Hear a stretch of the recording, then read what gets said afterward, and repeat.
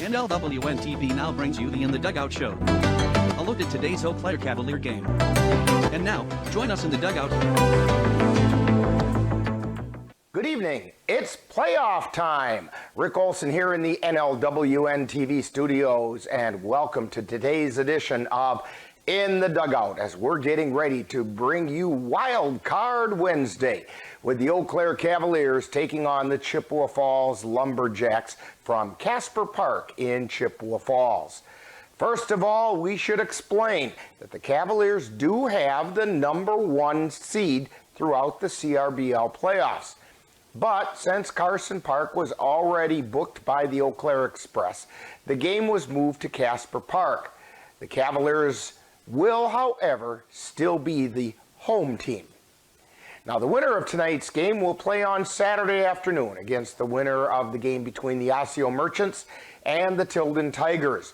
Should the Cavaliers win today, that game will be at Carson Park on Saturday beginning at 12:30 p.m. Now, coming up in this edition of In the Dugout, we'll take a look at today's playoff matchup between the Cavs and the Lumberjacks. Then we'll get Cavalier manager Ryan Page's perspective on today's game in the Ryan Page Show. Finally, we'll bring you all the play-by-play action of tonight's game from Casper Park in Chippewa Falls. We'll do just that coming up right after this brief timeout. You're tuned to In the Dugout on the Northern Light Webcasting Network and NLWN-TV.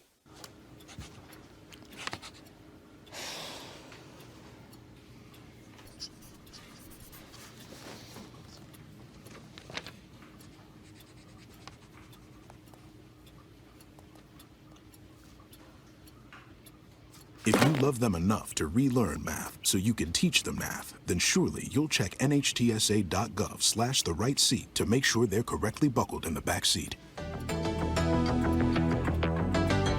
Welcome back to In the Dugout, where we're getting ready to bring you all the action of today's CRBL playoff game between the Eau Claire Cavaliers and the Chippewa Falls Lumberjacks. The Cavaliers come into today's game as the #1 seed in the CRBL playoffs with a CRBL record of 18 wins and 2 losses, while the Lumberjacks have a record of 14 wins and 6 losses.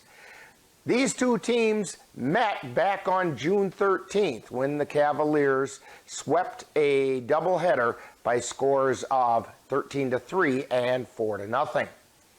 Now, last weekend, the Cavaliers split a 4-game series with the Westmont Red Sox from the Chicago Suburban League, losing Thursday's game 5-4, then sweeping Friday's doubleheader 5-2 and 8-7 before dropping Saturday's game 8-3. Leading the Cavaliers at the plate in that series was Tyler Herman. For the series, he hit .625 and scored a run. Also performing well at the plate were Cole Lekvin and Tanner Helverson. Lekvin went 3-for-7 and scored 3 runs, while Helverson went 4-for-10, scoring twice, including a home run in Friday's second game.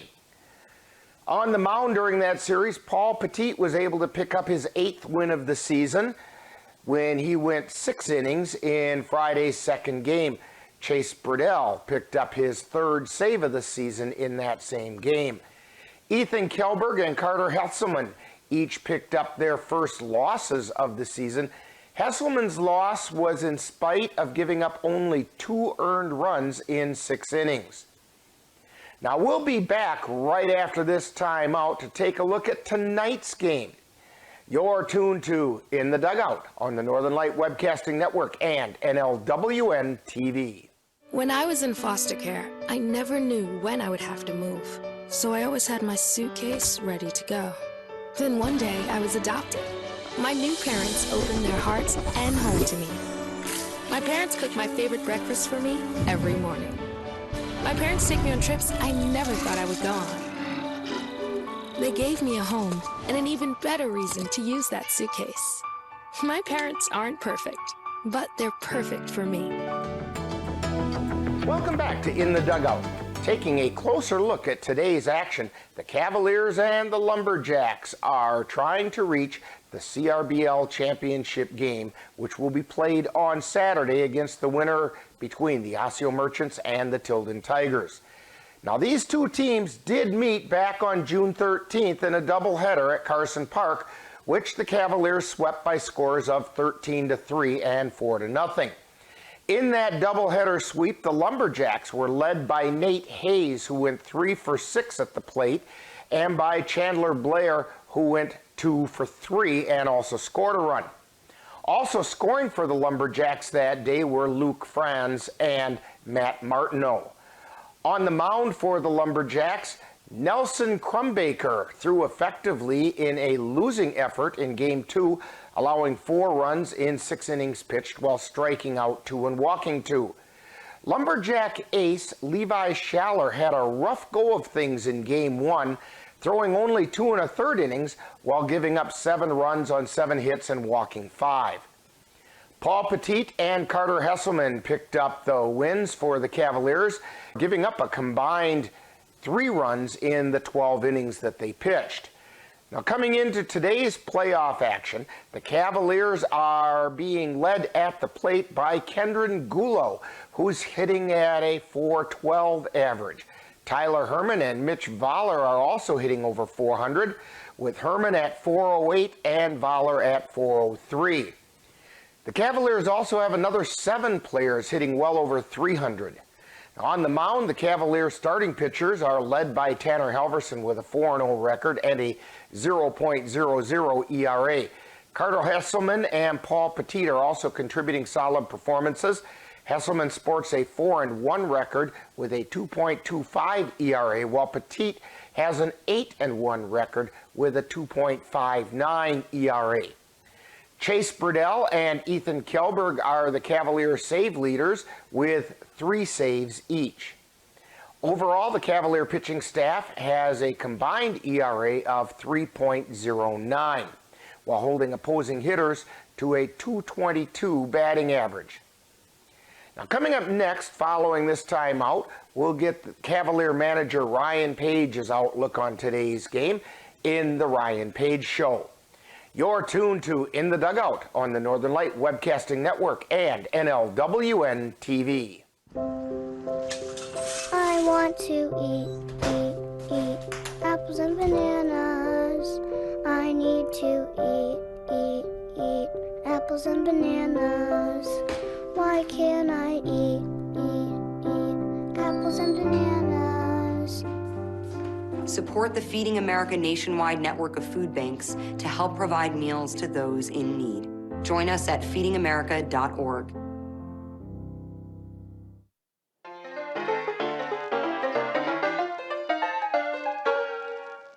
Time now for the Ryan Page Show, where Cavalier manager Ryan Page gives us his perspective on today's Cavalier action. And now, the Ryan Page Show. We're talking with Cavalier manager Ryan Page, and well, Ryan, it's Wild Card Wednesday, and here we are getting ready for the CRBL playoffs. Can you give us a little bit of a rundown on the Cavaliers' readiness to face those enhanced challenges of the playoffs? Well, I mean, the enhanced challenges, I mean, both teams are going to be more fired up. So it's more when you get into playoff time, it's more about keeping your composure and just keep on doing all year, and just trying to keep your about just and stay as relaxed as you can. And I think our guys are a pretty relaxed team to begin with. So I hope they should be coming ready to play today. Now, tonight, as you were hinting at, the Cavaliers are taking on the Chippewa Falls Lumberjacks. Now, that's a team that you defeated by sweeping a doubleheader back on June 13th, but we all know that teams do step it up a notch when it comes to the playoffs. What challenges are you expecting from the Lumberjacks? Oh, they're a young team. They're fast. They can run. So, if they get on, we're going to be expecting them to try and take advantage of some stolen bases when they can. And so we got to protect against that. We got to protect against the bunt, that small ball stuff that we just got to make sure that we know what we're doing every time. And again, just, when their pitchers make mistakes, we got to take advantage. It's probably a good case of where communication out in the field is going to be pretty key. Yeah, definitely. And our guys have been talking all year out in the field. I've been really happy about that. Especially with the senior leadership that we have, the veteran leadership, I should say. With Cole Leckvin up the middle. He's been with us for a lot of years. He really talks a lot. Make sure that guy. Now, although the Cavaliers have earned the home field advantage throughout the CRBL playoffs, and I've kind of been harping on this a little bit, but can you remind the fans why we're going to be at Casper Park? Yeah, we're going to be at Casper. The Express are at town, so Carson Park's not available. So the other options, to be honest, just weren't nearly as good as what the field condition at Casper Park is. So even though that we're playing Chippewa, it's their home field, we still decided that was the best place to play. And you will still be the home team for this game? Yes, yep. We're going to be in the third base dugout. We are the home team. We're going to be taking our ins and outfield practice first. So nothing changes that way. It's just the venue of the park. Well, Ryan, good luck on tonight's game. Let's get those Cavaliers into the championship game on Saturday. That's what we're hoping for.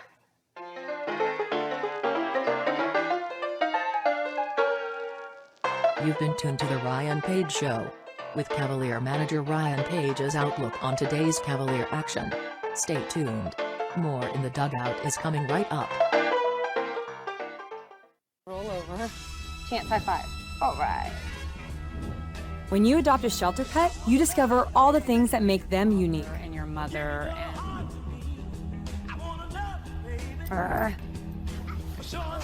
I am totally a hot person. Right, guys? Thanks for being honest. They're a little bit of a lot of things, but they're all pure love. Adopt pure love at theshelterpetproject.org. Welcome back to In the Dugout as we're getting ready to bring you all the action of today's CRBL playoff game between the Eau Claire Cavaliers and the Chippewa Falls Lumberjacks. Now don't forget, the winner of today's game will meet the winner of the game being played today between the Osseo Merchants and the Tilden Tigers for the CRBL Championship on Saturday afternoon. Now today's game was originally supposed to be played at Carson Park, since the Cavaliers had earned the #1 seed in the CRBL. However, the Eau Claire Express were already scheduled to play a home game tonight, and therefore the field was not available. So it's off to Casper Park in Chippewa Falls, with the Cavaliers retaining their home team status for tonight's game.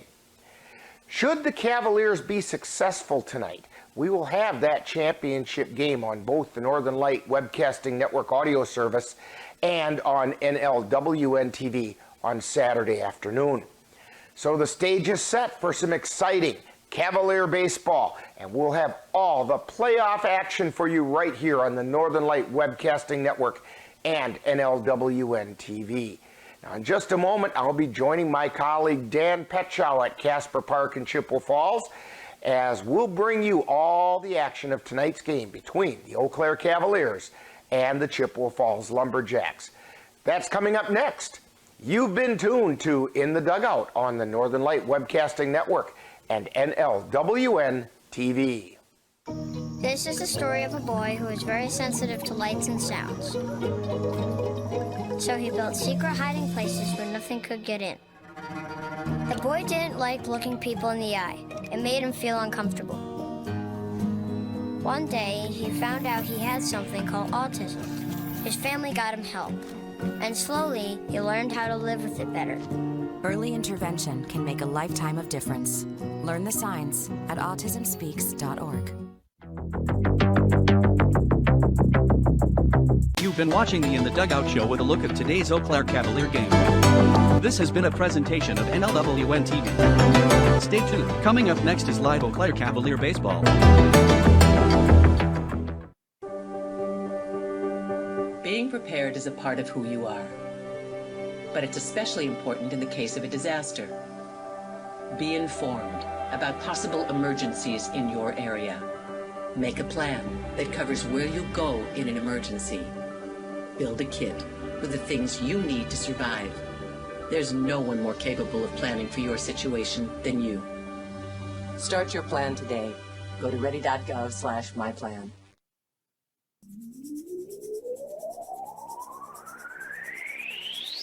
You're tuned to the Northern Light Webcasting Network and NLWN-TV. We use advertising revenue to make this service available to you. If you have a business and would like to get your message out to our ever-increasing audience, give us a call at 715-563-1749. We'll be happy to discuss our budget-friendly advertising packages with you.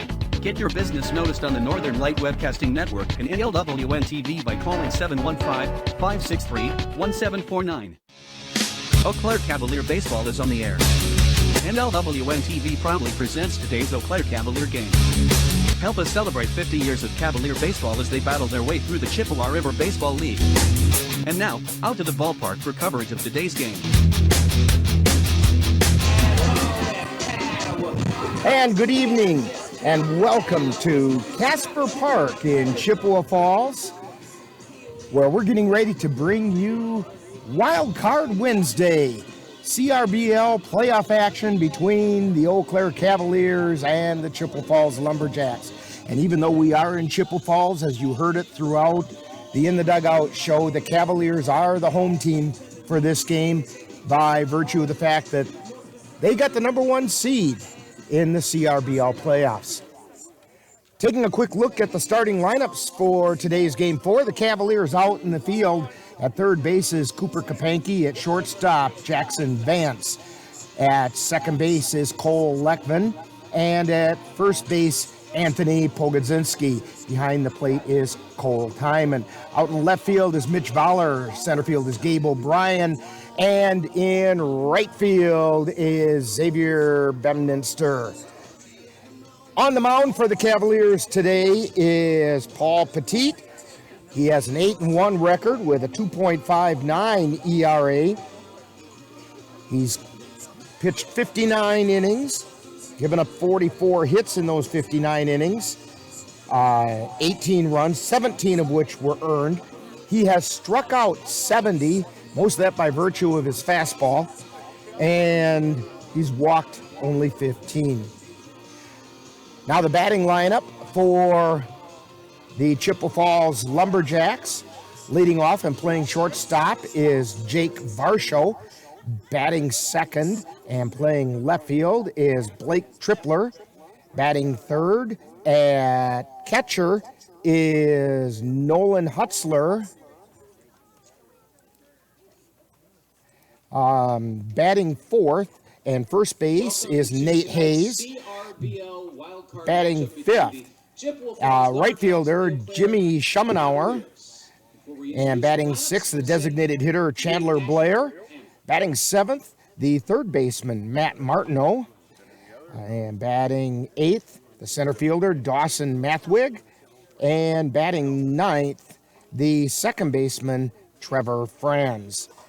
On the mound for the Chippewa Falls Lumberjacks is Griffin Spindler. And I do believe we are about ready to start the national anthem. Oh, say, can you see by the dawn's early light what so proudly we hailed at the twilight's last gleaming, whose broad stripes and bright stars through the perilous fight o'er the ramparts we watched were so gallantly streaming, and the rocket's red glare, the bombs bursting in air, gave proof through the night that our flag was still there. Oh, say, does that star-spangled banner yet wave o'er the land of the free and the home of the brave?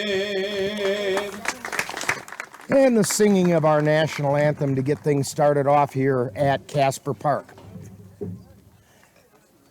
The umpires and the managers already had their meeting, and the Cavaliers go out and take the field. Right, let's go through tonight's start. And as we're getting ready for that to happen, while Paul Petit takes his warm-up pitches, we're going to take this quick time out for a brief message, and you're tuned to Cavalier Baseball on the Northern Light Webcasting Network and NLWN-TV.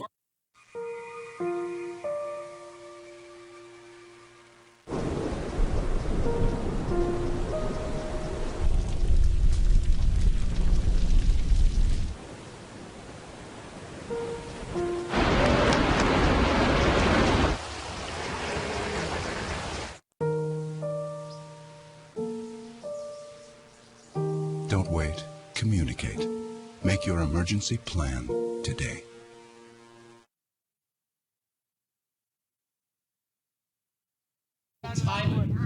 Number 7. And we're back here at Casper Park getting ready to get things started. Once again, a real quick look around the field for the Cavaliers, who come into this game with an 18 and 4 record, and there was some other stuff I was looking at real quick. 18-2 record in the CRBL, 26-4 overall. And again, looking out there at third base, Cooper Kapanke. At shortstop, Jackson Vance. Second base, Cole Leckfin. First base is Pogo. And behind the plate is Cole Timon. Paul Petit on the mound. Mitch Voller, Gabe O'Brien, and Xavier Bemninster are in the outfield going from left to right. So we're getting ready to get things started, and leading off for the Chippewa Falls Lumberjacks is Jake Varsho. Now, when these two teams met back in June in a doubleheader, Varsho went 1 for 6 in that doubleheader. And here's the pitch by Petit. It's a little high, ball 1.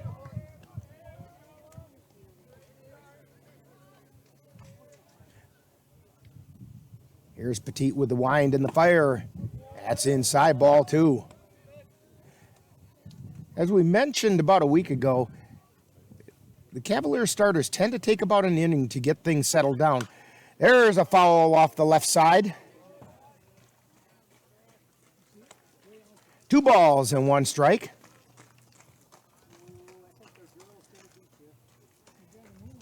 Here's the wind and the fire. And that one's chopped foul on the right side. Evens the count up at 2-2.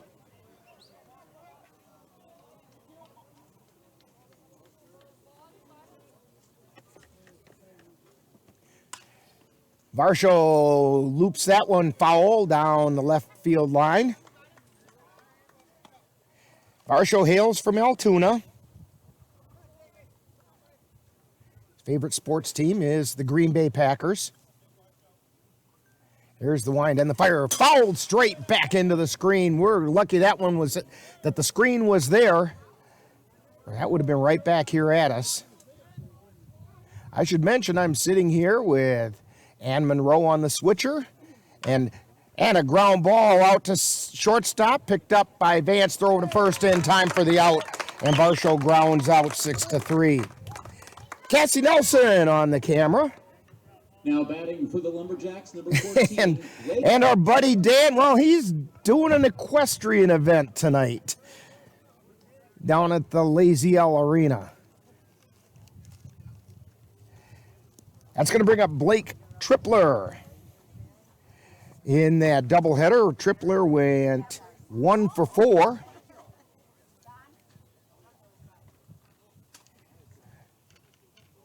Here's the pitch at the letters. Just missed the letters for a ball. He says his favorite hobbies is to hang out with friends.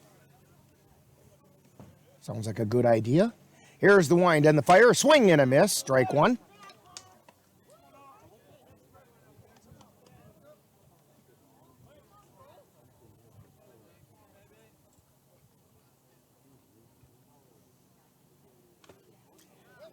And that one got away from Timon.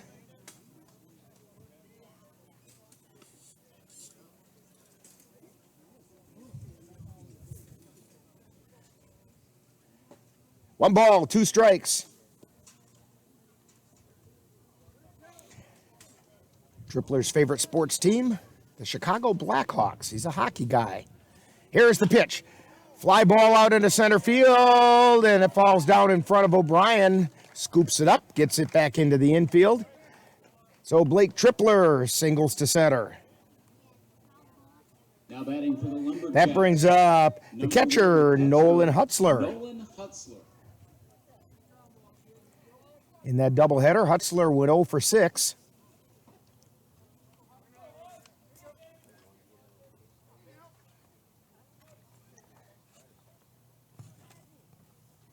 Here's the pitch. Grounded foul down the third base line. Hutzler's from here in Chippewa Falls.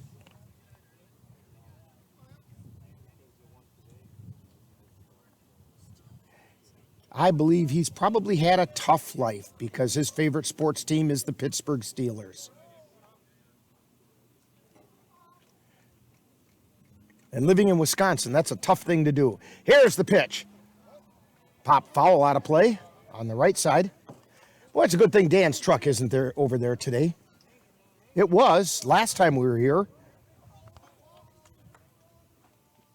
No balls, 2 strikes. We got 1 out and 1 on.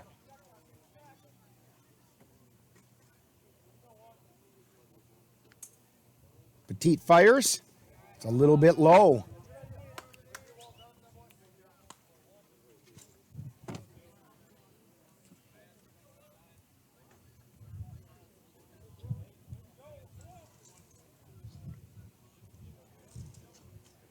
One ball and 2 strikes. Here's the pitch. Grounder foul down the third base line. It was a high hopper that Kapanke fielded, but he was in foul territory when he got it. Count holds at 1 and 2.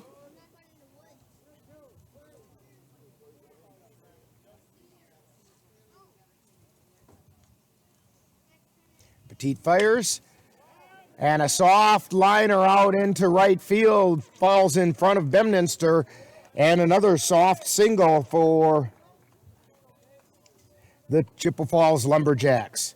That's going to bring up Nate Hayes, the first baseman for the Lumberjacks.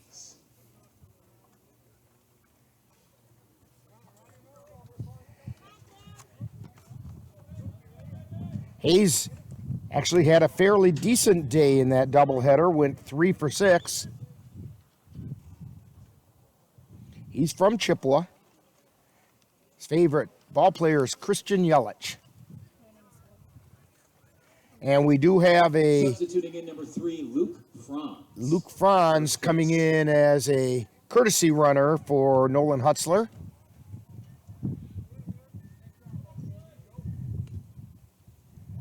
Here's the pitch. That's a strike.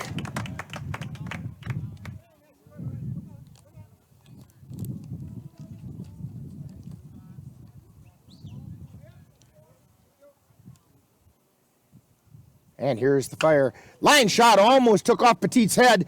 Grounded, picked up by Lekvin, throw over to first for the double play. Lekvin stepped on second, fired over to Pogodzinski for the double play. So it's a 4 unassisted to 3 double play, and that retires the side. No runs on 2 hits, no errors, and 1 left on base. We've completed a half inning, and we have no score from Chippewa Falls. You're tuned to Cavalier Baseball on the Northern Light Webcasting Network and NLWN-TV. If you've been admiring the freshly groomed look of a baseball field, or the stunning appearance of a golf course, remember you too can have a lawn with the same beauty by simply calling Midwest Environmental Consultants. Their professional lawn care experts can bring your lawn to its full beauty and appearance. Call Midwest Environmental Consultants at 715-586-1302. Let Midwest Environmental Consultants help make your lawn the showplace of the neighborhood.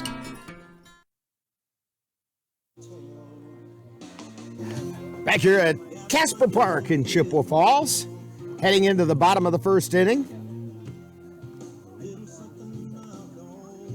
No score. We were just talking up here about how that line shot by Nate Hayes,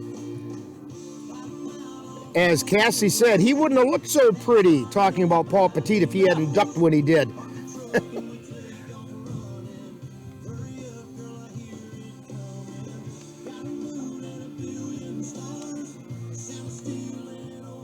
Now, Griffin Spindler threw 6 innings against the Cavaliers in that doubleheader and threw fairly effectively. Only gave up 4 runs in those 6 innings. And I don't have the numbers with me on the number of hits the Cavaliers had, but as I recall, it wasn't a huge number. It's not that he's overwhelmingly fast. He just hits his spots. And so we're ready to get things started with Mitch Voller stepping to the plate, left fielder for the Cavs. Voller is hitting .403 on the season. Mitch Voller.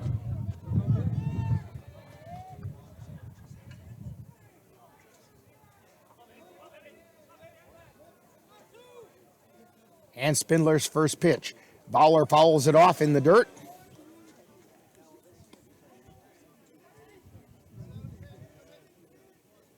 No balls and a strike.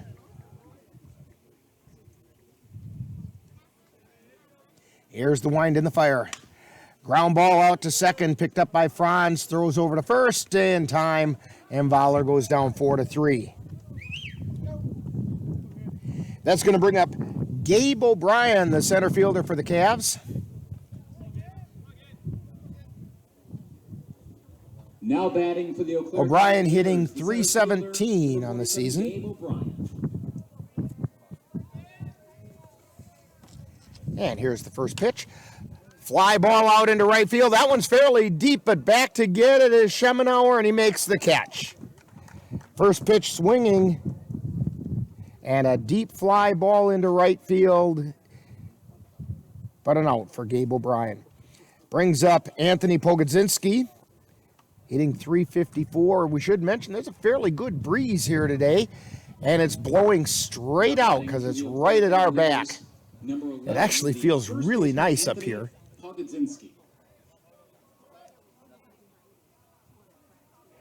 Here's the windup and the pitch.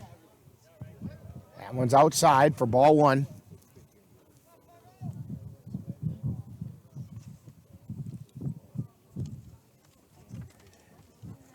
And the 1-0 pitch. Called strike over the outside corner. Evens the count up at 1-1. Pogo's got a couple home runs on the season. And there's a long fly ball to right center field. It bounces up against the fence. And Pogo is going to chug into second base with a double.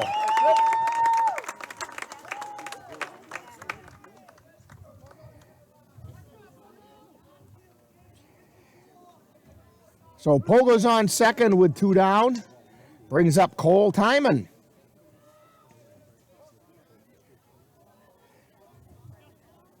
Timon batting .226. 19 for 84. The catcher, number 19, Cole Timon. He's got a handful of doubles. Well, 4 anyway.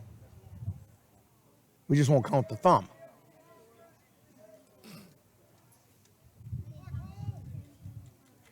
Timon steps in. Pogo takes a lead at second. Here's the pitch. Swing and a miss for strike 1. Timon was underneath it.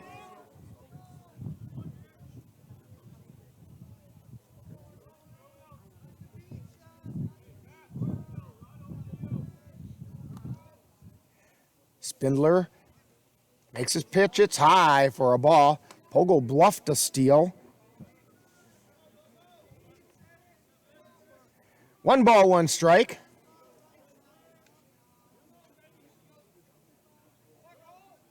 Spindler takes a look at Pogo at second. And now the pitch. Inside for a ball. 2 balls and a strike. 2 down. Runner on second.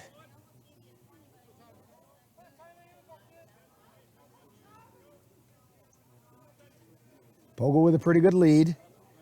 Fonz moves over. Here's the pitch. Fouled out of play on the right side.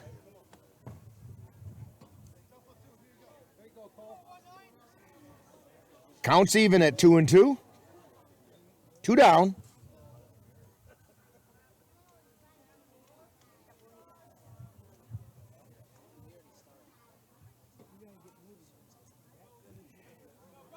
Pogo takes off, and he's dead to rights. And he's tagged out.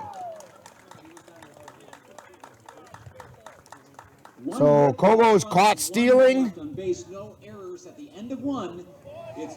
So for the Cavaliers, no runs, 1 hit, no errors, and nobody left on base. We've completed 1 no score from Chippewa Falls on the Northern Light Webcasting Network and NLWN-TV. The Eau Claire Cavaliers would like to take veterans out to the ball game. That's right. As a thank you for your service, any veteran of the United States military can receive a lifetime pass for free admission to all Cavalier home games. Just come to Carson Park with your veteran identification, and the Cavaliers will issue you a free lifetime pass to all Cavalier home games. That's just the Cavaliers' way of saying thank you for your service.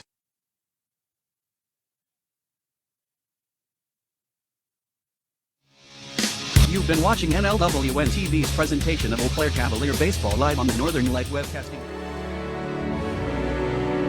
The Eau Claire Cavaliers would like to take veterans out to the ball game. That's right. As a thank you for your service, any veteran of the United States military can receive a lifetime pass for free admission to all Cavalier home games. Just come to Carson Park with your veteran identification, and the Cavaliers will issue you a free lifetime pass to all Cavalier home games. That's just the Cavaliers' way of saying thank you for your service. And we're back here in Chippewa Falls. Casper Park, no score heading into the second inning.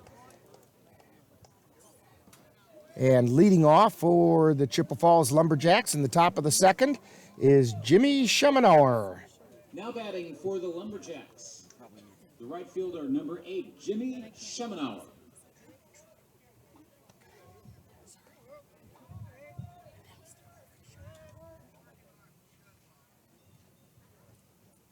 And here's the first pitch to Schemenauer, is a little bit high.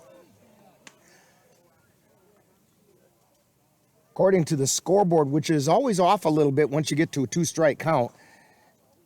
Here's next pitch, it's high again for ball 2. Petit has now thrown 19 pitches. Not that the Cavaliers necessarily really go with a pitch count. There's a called strike over the outside corner. 2 balls and a strike. Schemenauer went 1 for 6 in the doubleheader back in June. Here's the pitch, check swing, a little bit low, 3 balls and a strike.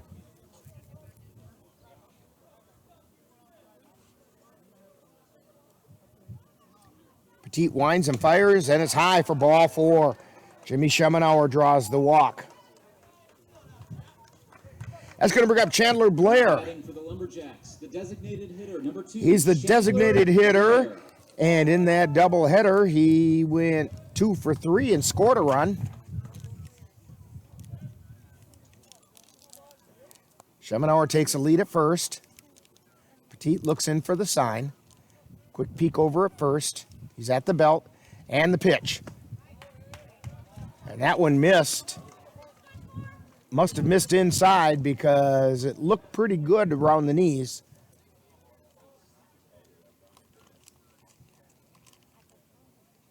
Here's the pitch. Called strike, throw down to second. It's not going to be in time. So Schemenauer steals second, and we have 1 ball and 1 strike against Chandler Blair.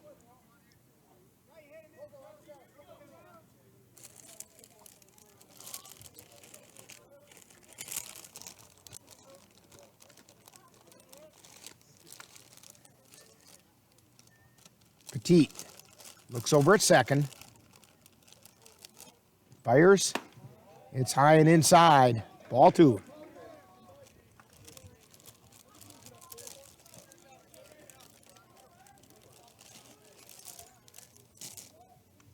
Two balls and a strike.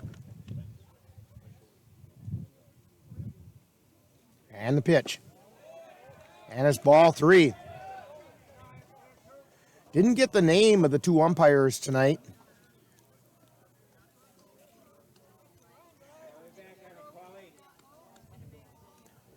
It appears as though he's got a fairly tight strike zone. A time is called.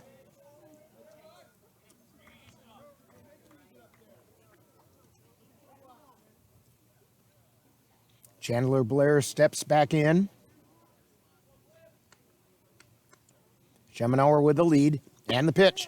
Strike called.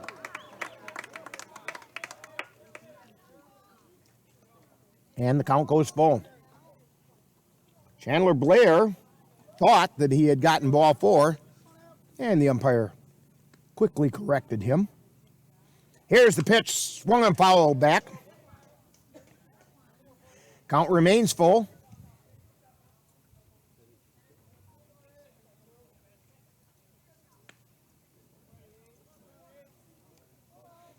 Nobody out.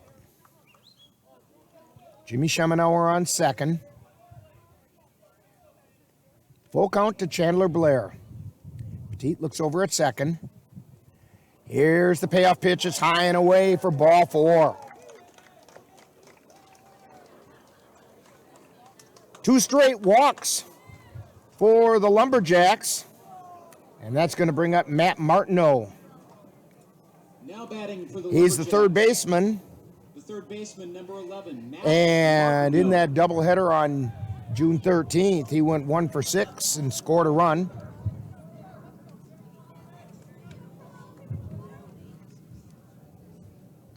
Here's the pitch. Squares to bunt. Picked up by Petit. Throw at third, and they got him at third. Forced play at third. So Martineau gets on a fielder's choice as the play is made 1-5. Now batting for the Lumberjacks. The center fielder, number To get 5, Jimmy Josh Schemenauer. Mathwood. Chandler Blair checks in at second. Martineau at first. 1 out. Dawson Mathwig is at the plate. He's a center fielder.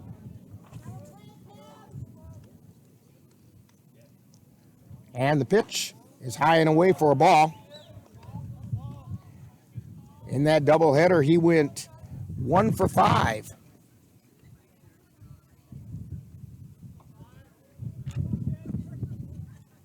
Petit at the belt and the pitch.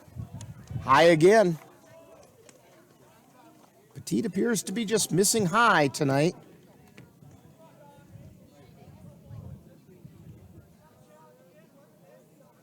Two balls, no strikes. Paul Petit at the belt. Here's the pitch. High pop up. Petit calls it. Nope. Timon called it. Makes the catch in foul territory.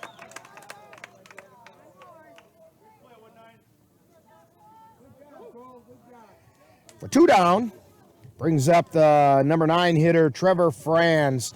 He went 0 for 2 in the doubleheader. The second baseman, number 4, Trevor Plays second Franz. base for the Lumberjacks.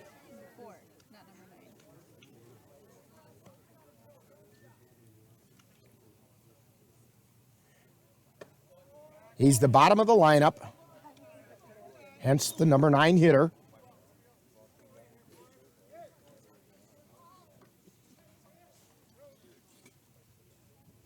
Getting all kinds of comments over here from the peanut gallery, like I can't read the number 4 on his jersey.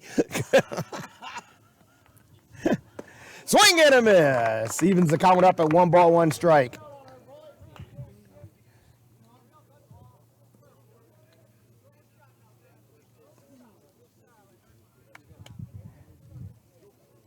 Petit's pitch.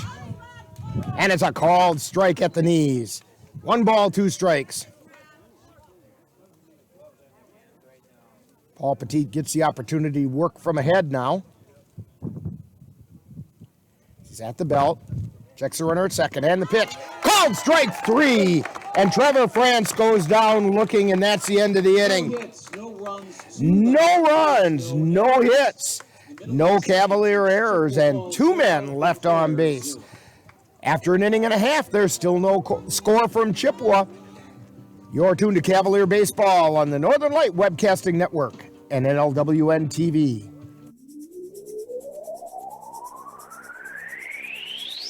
You're tuned to the Northern Light Webcasting Network and NLWN-TV. We use advertising revenue to make this service available to you.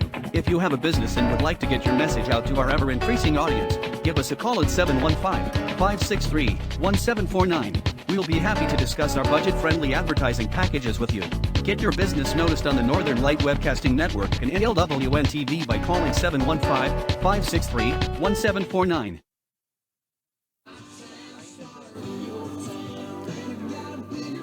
Back here at Casper Field, or Casper Park here in Chippewa Falls. Nice little crowd rolling in here for Wild Card Wednesday. The winner of this game will all of a sudden, Jake Varsho a little bit late reporting back out there at the shortstop position. Winner of this game goes on to play in the CRBL championship game, which will be on Saturday afternoon. If the Cavaliers win, that game will be at Carson Park, and we'll have it here on NLWN-TV and the Northern Light Webcasting Network audio service. Leading off the bottom of the second inning is Cole Timon, who was at bat when Pogo got caught off a second. Mistimed his takeoff to second, and the pitch is high for a ball. So Timon starts over again with a fresh count. 1 ball, no strikes. Spindler winds and fires. Outside, ball 2.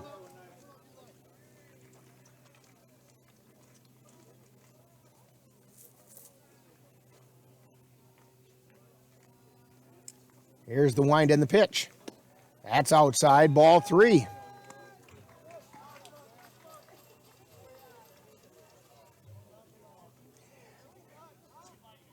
Let's see if they gave Timon the green light. Here's the pitch. That's a called strike. He was looking all the way. That was a curveball that caught the inside corner. Here's the wind and the 3-1 pitch. Curveball again, and another strike over the inside corner.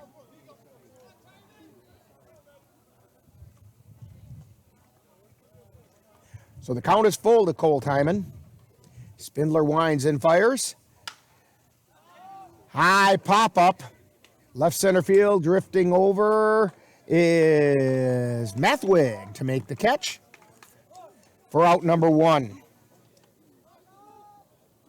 That's going to bring up Cooper Kapanke. Now batting for the Eau Claire Cavaliers. And Kapanke's batting .369 on the season. He's got a home run, 9 doubles on the year.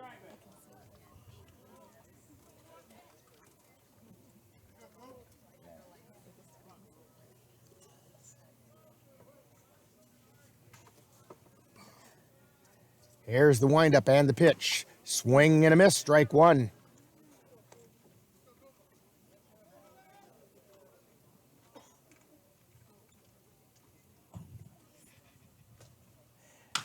And a long shot out into left center field. It's going to go all the way out by the warning track. And hustling over quickly is Mathwig to get it back into the infield and hold Kapanke to a long single. But the Cavs have a runner on first. Now batting for the Eau Claire Cavaliers. Now up is Xavier Bemninster. He's the right fielder, batting .321.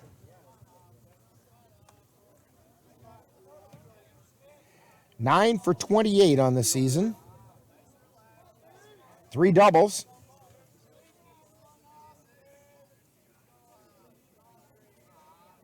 Kapanke takes his lead, and the first pitch gets away from Hutzler, and down to second trots Kapanke.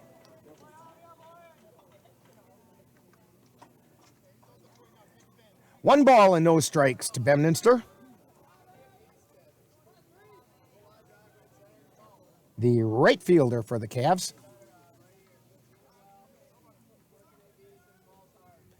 Here's the wind and the pitch, and that one got him on the backside. Right about where his wallet would normally reside. Cavs have 2 on with 1 out. Now batting for the That's going to bring up Jackson Vance. And Vance is batting .250. He's got a double, he's got a triple. 15 for 60 on the season.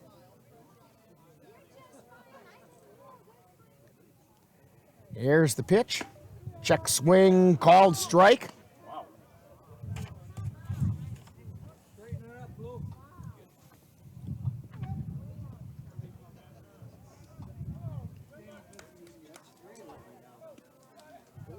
Kapanke takes his lead at second. Spindler takes a look, takes a long look. Vance fouls it back, almost got us. That was heading straight back towards us, just a little bit behind us. I had my hand up, I was ready.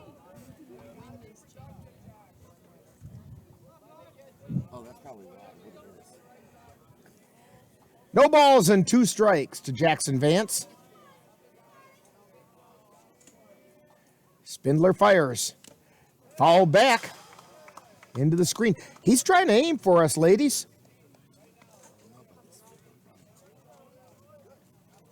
Count holds at no balls, 2 strikes.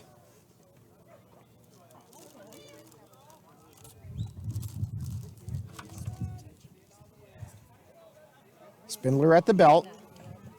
Kapanke takes his lead.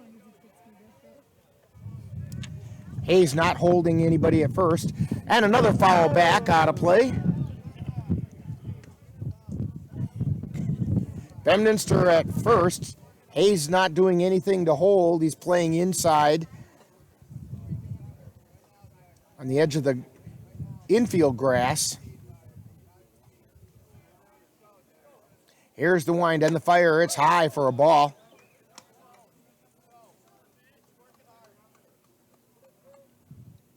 One ball and 2 strikes.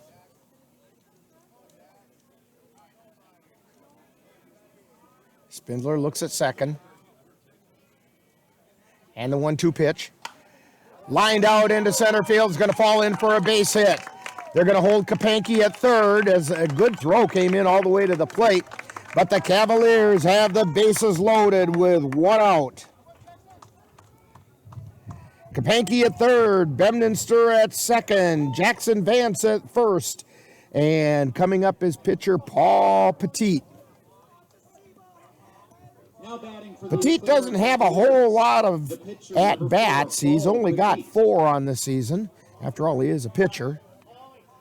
He's 1 for 4, so he does have a .250 batting average. Here's the pitch. Foul back. Strike 1.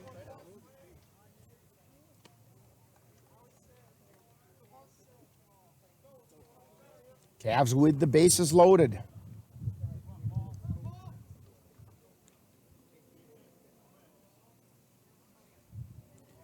Here's the pitch. Another foul back.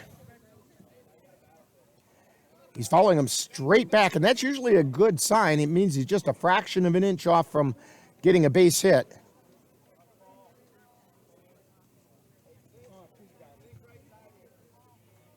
No balls, 2 strikes. And the 0-2 pitch, foul back again. Right straight back into the screen. Cole Lekvin getting a workout, running back and forth, picking up those foul balls.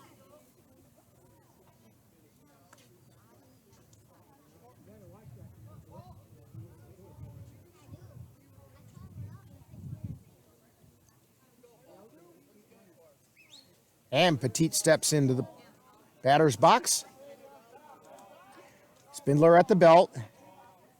The 0-2 pitch. Called strike 3. Paul Petit goes down looking for the second out of the inning. And that's going to bring up Cole Leckman. Leckman batting .266. Number 6, Cole Leckman. 17 for 64 on the season with 9 RBIs and a double. Be nice to see him do that again. Double now might bring in 3 more RBIs. Here's the pitch. It's fouled back out of play on the right side. No balls and a strike. One thing the Cavaliers are doing by fouling all these off is they're making Spindler throw a lot of pitches this inning. He's at the belt, and the pitch is inside and high. Almost qualified as chin music, but not quite the same chin music as I saw in the Korean-Japan Olympic baseball game earlier today. Here's the pitch. Ground ball gets knocked down by Spindler. Throw over to first, and they got Leckman. So the Cavaliers leave him loaded. No runs on 2 hits, no errors, and 3 men were left on base. 2 innings in, no score from Chippewa. You're tuned to Cavalier Baseball on the Northern Light Webcasting Network and NLWN-TV. Hey Raccoon, where you off to in such a hurry? I'm getting out of here. I heard that the family who owns this place just hired Western Wisconsin Animal Damage Control. No, not Western Wisconsin Animal Damage Control. Why, the last place they were at, all the animals like us disappeared and were never heard from again. Right. That's why I'm leaving. Honey, gather the kids. We've got to go. Got animal pests? Let Western Wisconsin Animal Damage Control handle your problem. Call them at 715-832-1640. That's Western Wisconsin Animal Damage Control.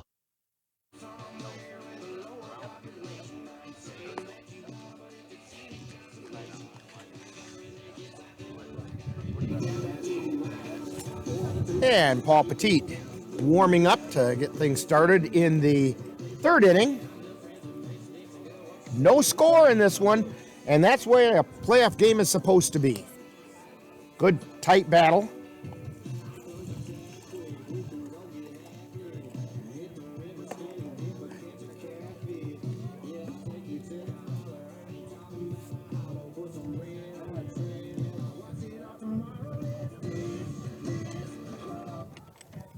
Boy, I tell you what, ladies, I'm making an awful mess over here.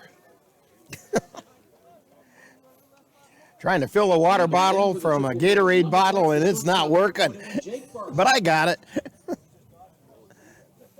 Here's the first pitch to Jake Varsho, and he grounds it out into right field. Varsho grounded out to short his first time up. This time he singles to right. First pitch swinging. So Lumberjacks have a runner on first, and that brings up Blake Tripler. Tripler singled to center his first time up.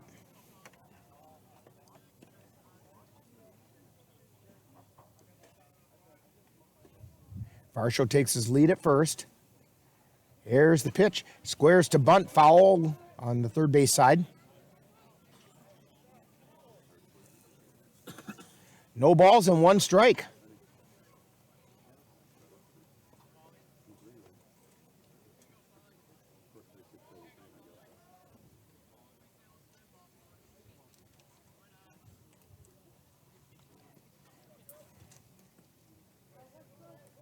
Tripler steps into the batter's box, gets himself ready. Petit looks over at first. And the pitch. Tries to bunt it again, and it's called foul. Fielded in foul territory by Timon.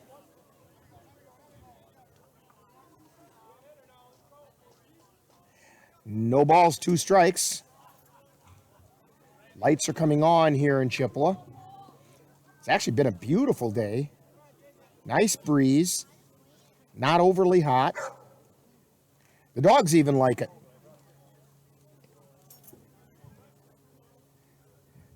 Here's the pitch. Swing on.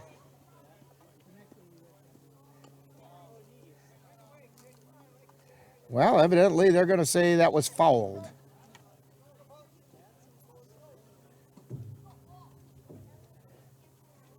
So the count remains 0-2.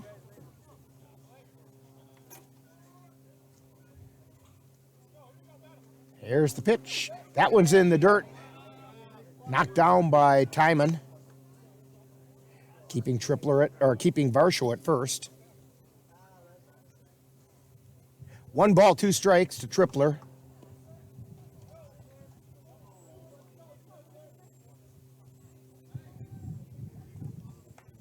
Petit at the belt. Here's the pitch. That one's in the dirt. Gets away from Timon, but he's on it quickly. 2 balls, 2 strikes.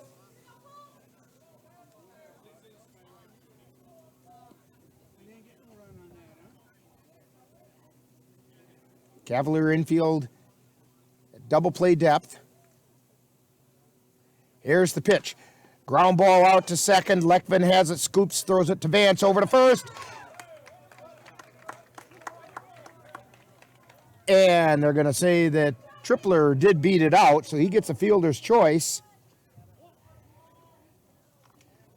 4-6 on the put out to Varsho for the first out of the inning.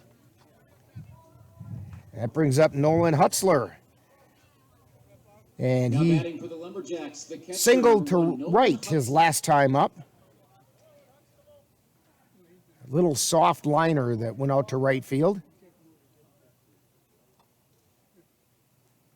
1 out, Tripler on first. Petit at the belt and the pitch. Another soft liner out into right field, but this one's straight at Bemninster, and he makes the catch.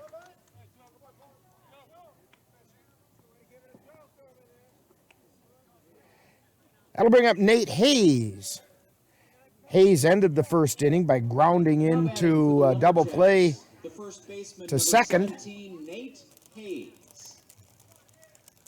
grounded over to Lekvin, who stepped on second and threw it over to first for the out. 2 down now. Here's the pitch. Fly ball out into left field. Roving over there is Mitch Voller, and he makes the catch. 2 hits, no runs, 2 left on base, no errors. And that'll end the top of the 3rd inning. So, after 2.5 innings, there were no runs on 1 hit, no Cavalier errors, and 1 man left on base. No score from Chippewa Falls. You're tuned to Cavalier Baseball on the Northern Light Webcasting Network and NLWN-TV. Let NLWN-TV and the Northern Light Webcasting Network take you out to the ball game. If the Cavaliers are successful today, they will play in the CRBL Championship game from Carson Park against either the Osceola Merchants or the Tilden Tigers on Saturday, August 7th. Live coverage on the Northern Light Webcasting Network audio service and on NLWN-TV begins with the In the Dugout show at 12:10 p.m. That's live Cavalier Championship Baseball on Saturday, August 7th on the Northern Light Webcasting Network and NLWN-TV.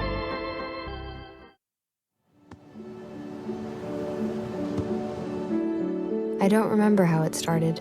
Go to that. Our back and forth. It always came back. Dad! You probably don't remember what you told me, That was perfect. but I heard every word.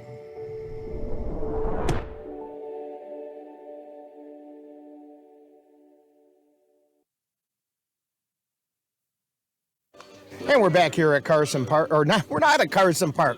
I knew I was going to do that.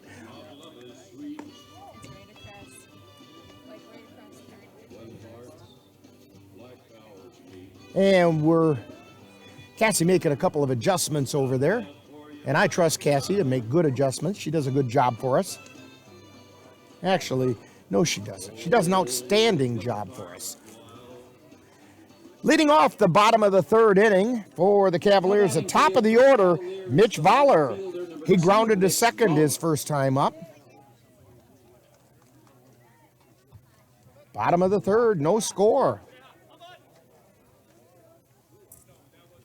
Here's the wind and the fire. Inside for a ball.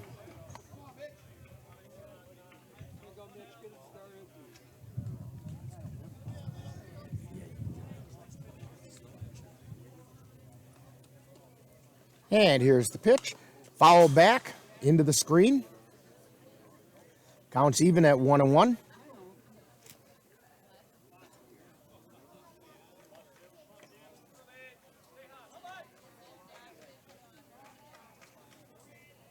And here's the pitch. Fowler grounds it over to short. Scooped up by Varsho. Throw over to first. Oh, they just barely got him by a half a step. That was a close bang-bang play over there. But Fowler grounds out 6-3. That's going to bring up Gabe O'Brien, who flew out to right field his first time up.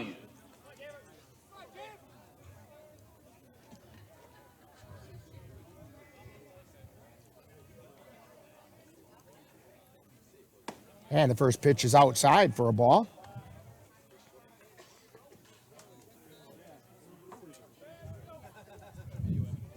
Here's the wind and the 1-0 pitch. It's inside for ball 2.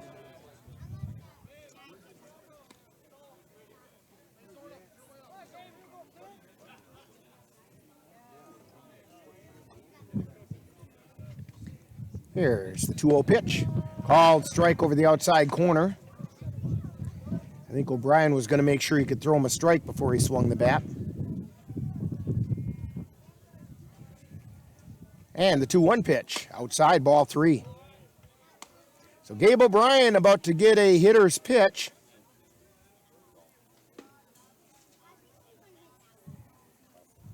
Spindler winds and fires. And it's ball 4. Gabe O'Brien draws the walk. That's the first walk-on balls that the Cavaliers have had. They did have one batter get hit by the pitch. I swear Tyler Herman is conducting his school of hitting. After all, he does lead the Cavaliers in that statistic. That brings up Anthony Pogodzinski.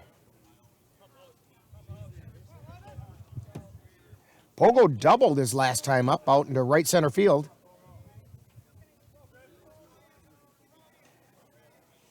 Here's the wind and the pitch. Swing and a miss, strike 1.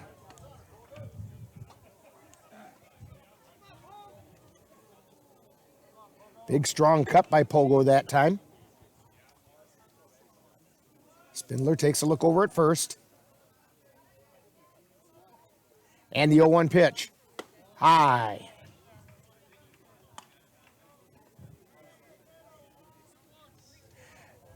Kind of an interesting sight since we're here at Casper Park, but the Cavaliers are the home team. They get all the benefits of being the home team, and they have members out selling 50-50 tickets right now.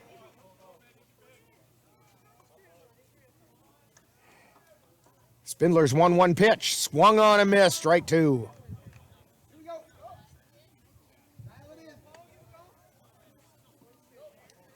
One ball, 2 strikes, 1 out.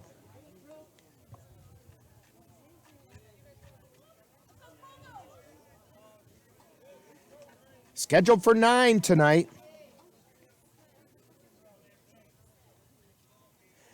Spindler's 1-2 pitch. Swung and a miss. Pogo chased a high one that time.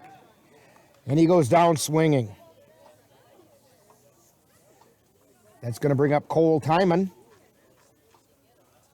Timon flew out to center field. Now batting for the Eau Claire Cavaliers. Last time up. Number 19, Cole Timon.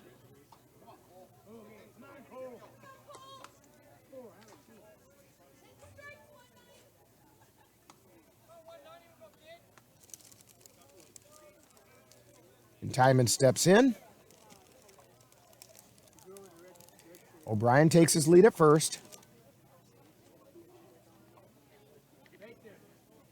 Here's the pitch. Timon grounds it out to Varsho at short, who boots it. And everybody's safe. So it's an error on the shortstop, but the Cavaliers will take it. They have runners at first and second with 2 down. Bringing up Cooper Kapanke. Kapanke singled his last time up to center field. The Eau Claire Cavaliers, the third baseman, number 7, Cooper Kapanke.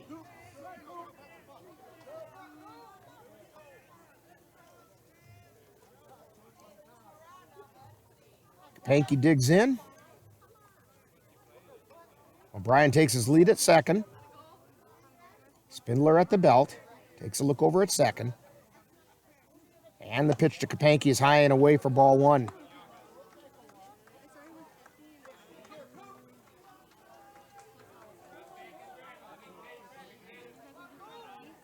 Spindler takes another look.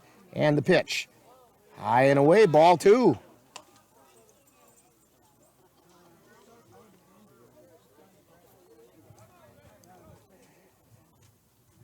So Kapanke in a good hitter situation right now.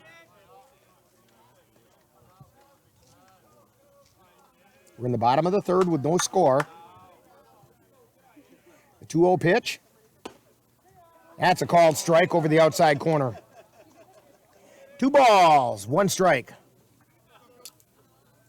Again, I think Kapanke was making sure he could throw a strike to him first. The 2-1 pitch, swung on a miss, strike 2.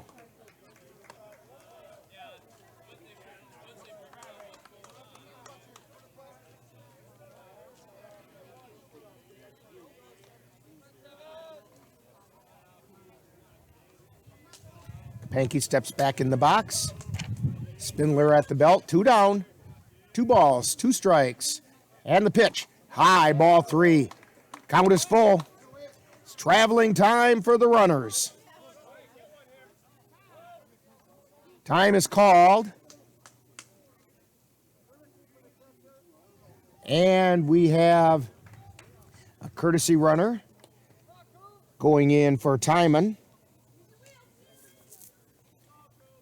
Jalen Williams going out there.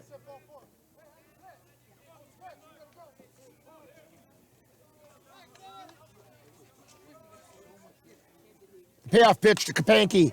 Fly ball. Foul on the left side. The substitute at first base for the Cavaliers, Jalen. Count remains full.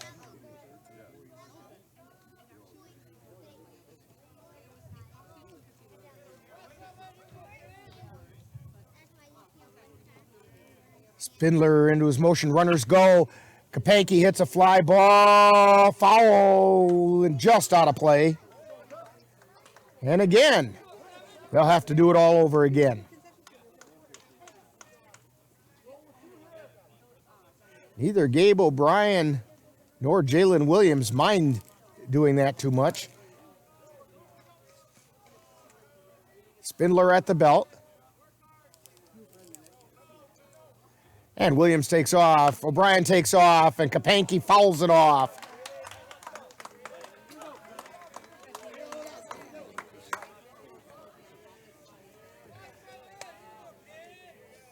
And again, the count remains 3-2. You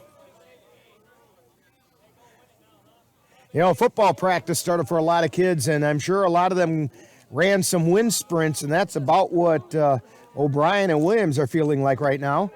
And a called third strike.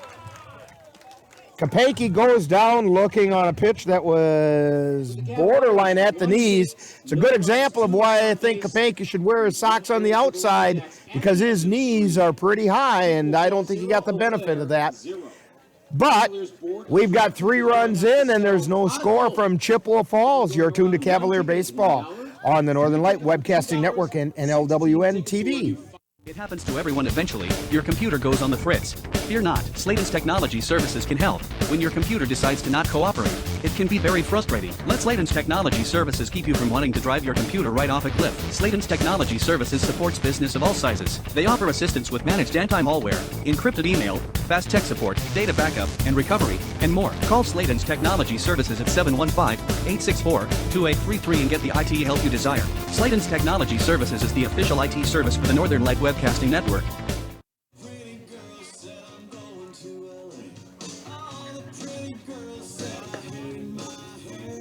And we're back here at Casper Park in Chippewa Falls. Rick Olson, and I'm being joined here by Ann Monroe and Cassie Nelson, bringing you all the action of Wild Card Wednesday. Playoff style baseball, and we've got a doozy going on here. Cavaliers have threatened a couple times. and haven't been able to put anything across. And the Lumberjacks have had people on second base and made a little bit of noise, but have not gotten anybody across yet. Paul Petit, scoreboard says, throwing 47 pitches through 3 innings. The right fielder, number 8, Jimmy Schemenauer. So leading off the 4th inning for the Chippewa Falls Lumberjacks, Jimmy Schemenauer. He walked in his last trip to the plate.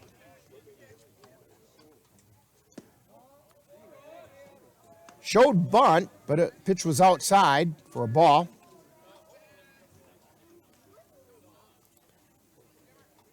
Here's the pitch. Swung on, fouled. Evens the count at 1-1. After Schemenauer walked, he was thrown out at third when Matt Martineau grounded into a fielder's choice.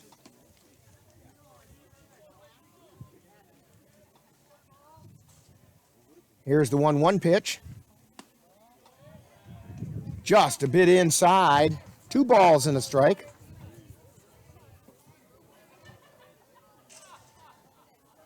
Here's the wind and the 2-1 pitch. Swung on a miss, strike 2.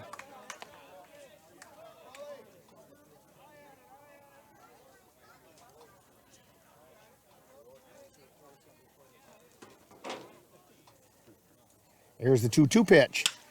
Line shot, grounded over to short. Vance throws it over to first to Pogo, and it's in time for the put out. So Schemenauer grounds out 6-3. It's going to bring up Chandler Blair.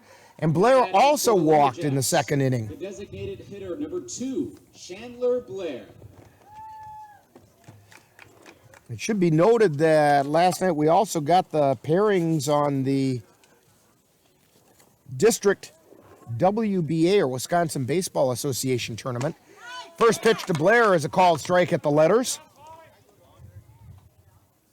And 7 of the 11 teams in the CRBL.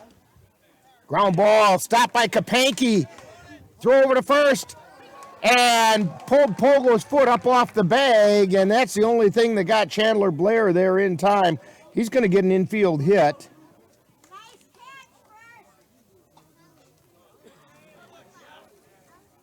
And that'll bring up Matt Martineau. Martineau grounded into that fielder's choice. The 3rd baseman, number 11, back in the 2nd inning. 7 of the 11 teams in the CRBL got invites to the WBA tournament series, which starts with district tournaments. Swing and a miss. Cavaliers are one of those. So are these Lumberjacks. Another team that made it were the Bloomer Woodticks. And the pitch was outside for a ball. 1 ball, 1 strike.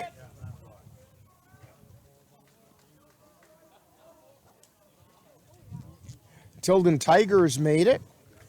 They're playing as we speak. And the pitch is outside. They're playing the Osseo Merchants in the other half of the CRBL tournament. The Eau Claire Bears made a quick throw over to first. And Blair is back in time. Whitehall Wolves made it. They made it by virtue of knocking off the Cavaliers in the last regular season game in the CRBL. High pop-up. Going under it is Lekvin. And he makes the catch.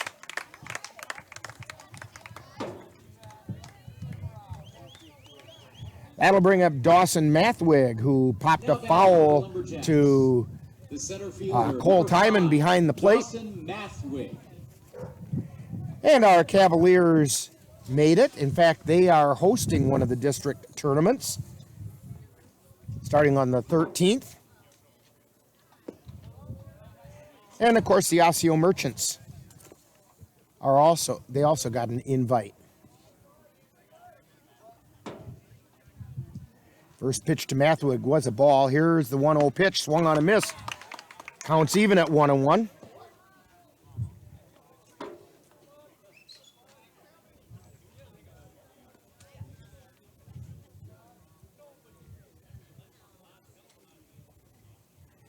Petit takes a look, and the pitch.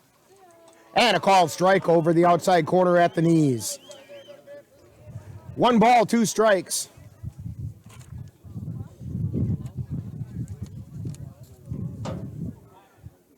Petit at the belt. 1-2 pitch. Pop up. Lekvin circling underneath, makes the catch for out number 3. No hits, no runs. So we have no runs, 1 hit, no errors, and 1 left on base. No score after 3.5. You're tuned to Cavalier Baseball on the Northern Light Webcasting Network and NLWN-TV.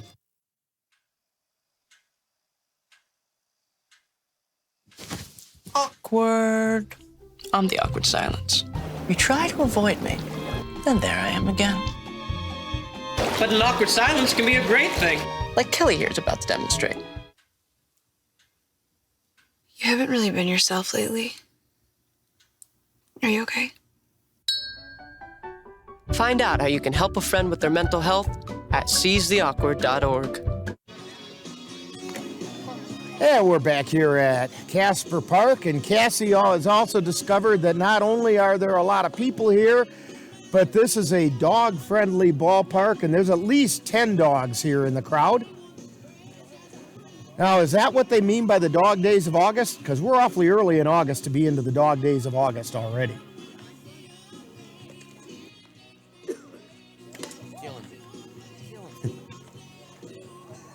Getting some serious eye rolls from over here by Ann. You know, we used to run an ad about dad jokes. She made me stop doing that, too, because I tell her enough the way it is. All right, leading off the bottom half of the 4th inning for the Cavaliers is Xavier Bemninster. The right fielder, number 3. Bemninster caught one in his wallet his last time up and got a free trip down to first. And the first pitch is fouled back.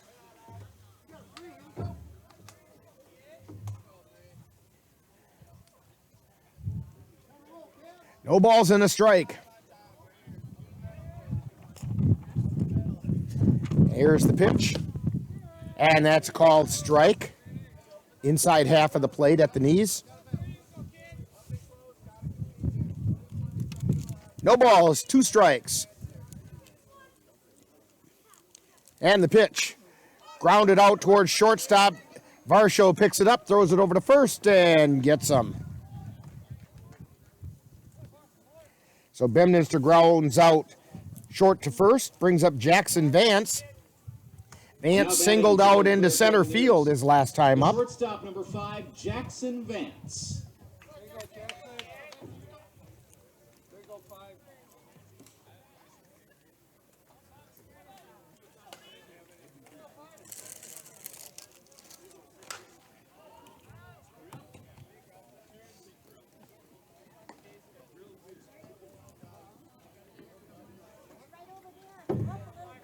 Now Vance steps into the batter's box. Line shot foul down the left field line.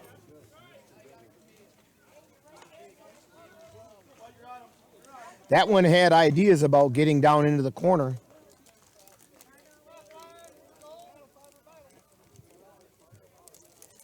Spindler's pitch. It's high for a ball.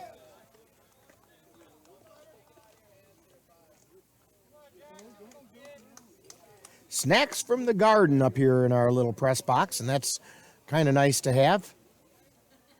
Pitch is high and away. Counts even, 2 balls, 2 strikes.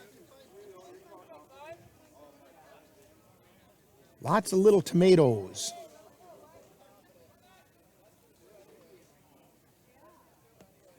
And cherries. They're from somebody else's garden, obviously. Here's the pitch, swung on a miss, strike 3.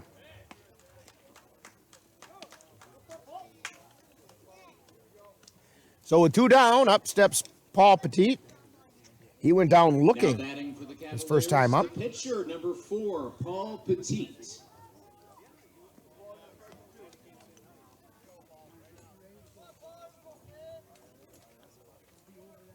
Here's the wind and the pitch. Swing and a miss, strike 1. That one was a little bit high. One of those that looks like a cantaloupe as it's coming in. Here's the pitch. Swung on and missed again. That one was at the letters. He's swinging under it.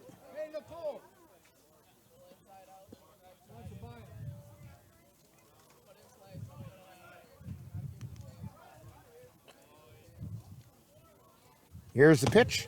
High and away. 1 ball, 2 strikes.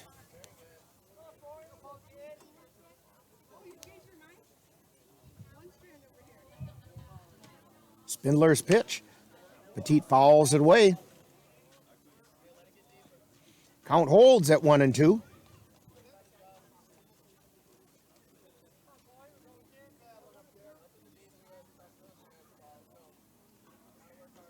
Nobody on. 2 down. The 1-2 pitch.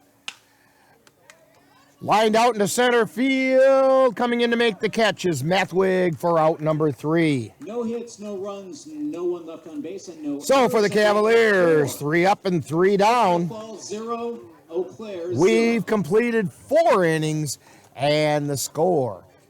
Chippewa Falls nothing. Cavaliers nothing. And you're tuned to Cavalier Baseball on the Northern Light Webcasting Network and NLWN-TV. If your estate is not looking quite estate-like, let Midwest Environmental Consultants Landscape Design and Construction Team bring your estate up to snuff. Their professional experts can design and install retaining walls, brick patios, foundation planting beds, and so much more. Call Midwest Environmental Consultants at 715-586-1302. Let Midwest Environmental Consultants help make your estate the showplace of the neighborhood. Now, if the Cavaliers win tonight, NLWN-TV and the Northern Light Webcasting Network will bring you the CRBL Championship game, when the Cavaliers would then take on the winner between the Osseo Merchants and the Tilden Tigers. That game will be at Carson Park. The In the Dugout show would get things started at 12:10 on Saturday on both NLWN-TV and the Northern Light Webcasting Network audio service. Boy, oh boy, the tongue's getting wrapped around the eye tooth and I can't even see what I'm saying here.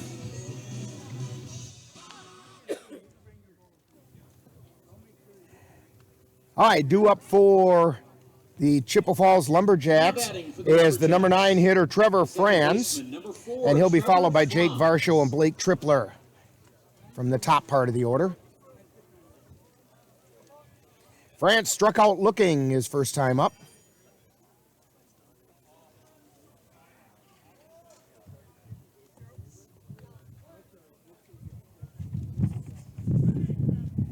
And here's the first pitch. It's high and away for a ball.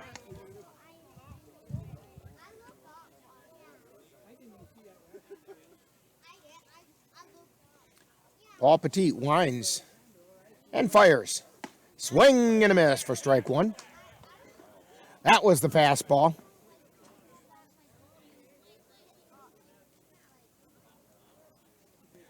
Here's the wind and the fire, and it's inside for a ball.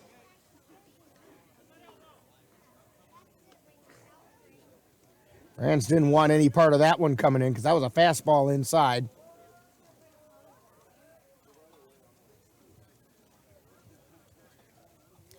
Petit winds, and the 2-1 pitch. That's high, ball 3.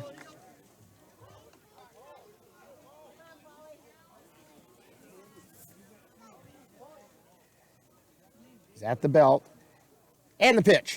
High, ball 4. So Trevor Franz draws a walk, and we go back to the top of the order. That's the 3rd walk given up by Petit today. The shortstop, number 21, Jake Varsho. Brings up Jake Varsho. He's 1 for 2. Singled his last time out, or last time up. He's also grounded to short. Squares to bunt, and the batter's out. He got hit by the ball in fair territory. He bunted it. It was fair. He got hit by a batted ball, and he is out. And I believe you get credit to the player who is nearest, which would be a 2 unassisted. Now batting for the So Lumberjacks. Timon gets credit. The left fielder, But at any rate, it's 15, 1 out. Tripler. That would be an unsuccessful sacrifice bunt since Franz did not go over to second. And the pitch is inside for a ball.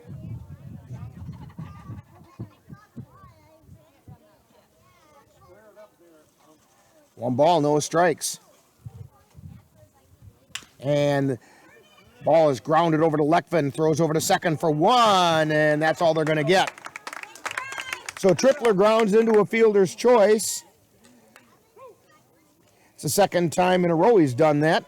Grounded second short The Lumberjacks, the catcher, number 1, for the second Nolan out. Hutzler. Tripler on first, and Nolan Hutzler, the catcher, is up.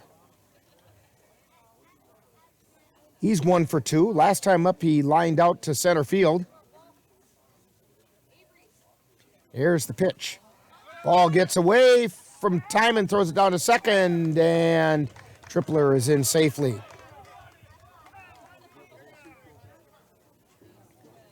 One ball, no strikes to Hutzler.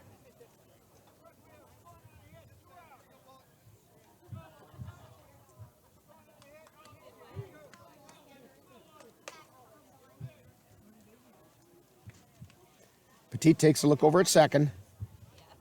The 1-0 pitch. Line foul. That was down the left field line. Counts even at 1-1. 2 down.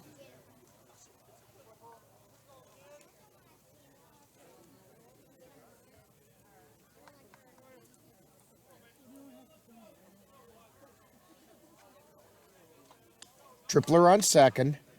Petit fires. Strike called at the letters. 1 ball, 2 strikes, 2 down. Petit trying to snuff out this bit of a threat by the Lumberjacks. He's at the belt, takes a look at second. Now delivers. And it's a ground ball to Vance at short. Throws it over to Pogo at first, and they make the put out. 6-3 on the put out, and we get no runs on no hits, no errors, and 1 man left on base. We've completed 4.5, and it's still no score from Chippewa Falls on the Northern Light Webcasting Network and NLWN-TV. Pardon me, folks. Is that the Chattanooga Choo-Choo? No, sir. But you can ride it this time. That's right. This is the Chippewa Valley Railroad located in Carson Park. Hop on and take a ride through scenic Carson Park on Sundays from noon to 5, Memorial Day through Labor Day. Ride the Chippewa Valley Railroad. It's fun for the whole family. And congratulations go out to Georgianne Zabel on being the lucky winner of a pair of youth tickets on the Chippewa Valley Railroad. The Northern Light Webcasting Network and NLWN-TV has your tickets to ride as well. That's right. We're giving away to a lucky winner 2 youth tickets each Cavalier game that we broadcast. So we're going to give away a couple more tickets after tonight's game. Simply enter by emailing us at info@northernlightwebcasting.com. You can see it on the screen there. That's info@northernlightwebcasting, that's all one word, .com. And the drawing for this will be on Friday, and the winner will be notified by a return email. So make sure you get those emails into us. We've got a few more sets of tickets to give away before the season's all said and done. We'd sure like to be able to do that. Heading into the bottom half of the 5th inning, Leading off for the Cavaliers is second baseman Cole Leckman, who's 0 for 1. He grounded back to the pitcher his first time up.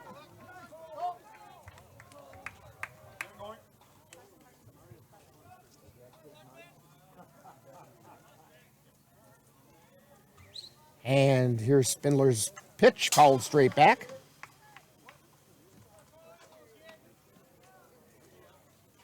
Griffin Spindler so far has gone four innings.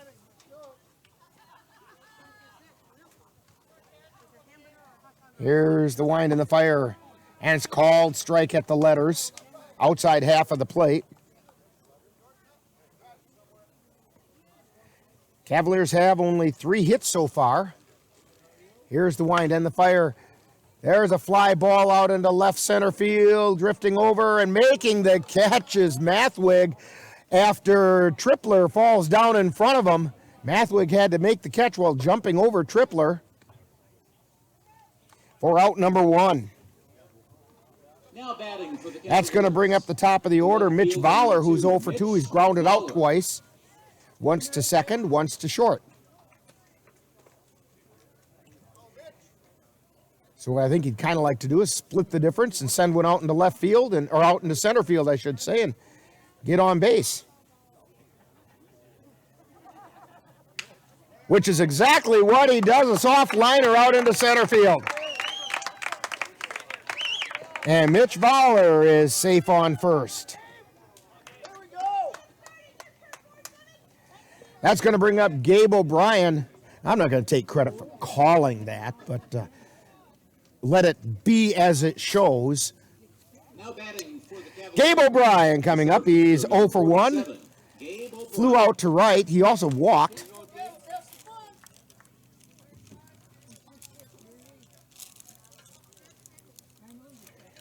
And here's the first pitch. Oh, no, it throws over to first.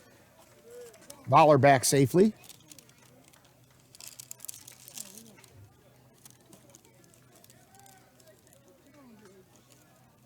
Here's the wind and the fire. High pop up out into right field. Coming in is Schemenauer, and he makes the catch.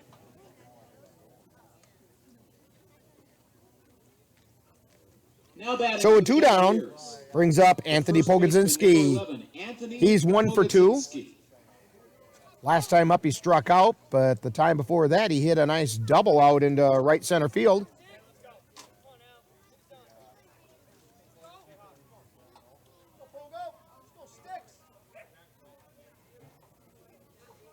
Two down.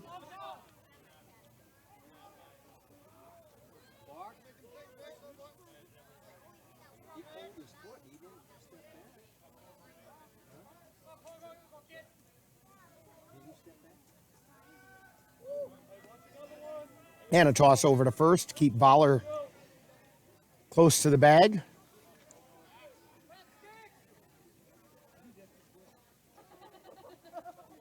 Spindler looks in for the sign, takes a look over his shoulder at first.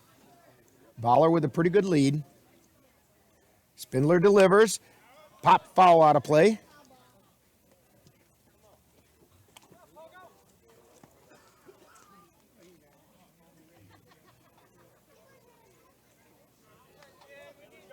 No balls and a strike.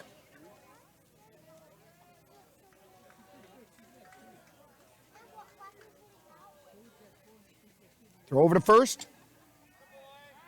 Voller's back in.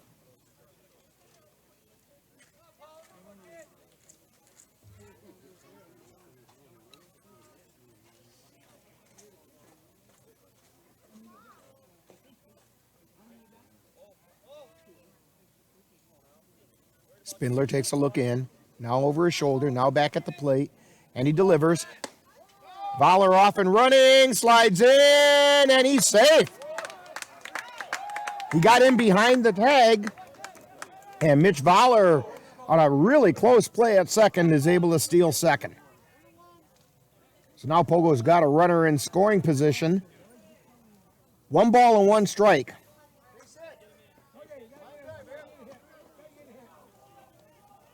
Two down. Voller with a lead. Here's the pitch.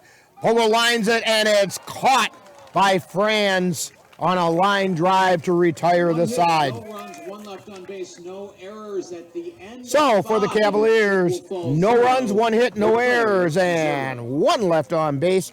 We've completed 5 scoreless innings in Chippewa Falls. You're tuned to Cavalier Baseball on the Northern Light Webcasting Network and NLWN-TV. The Eau Claire Cavaliers would like to take veterans out to the ball game.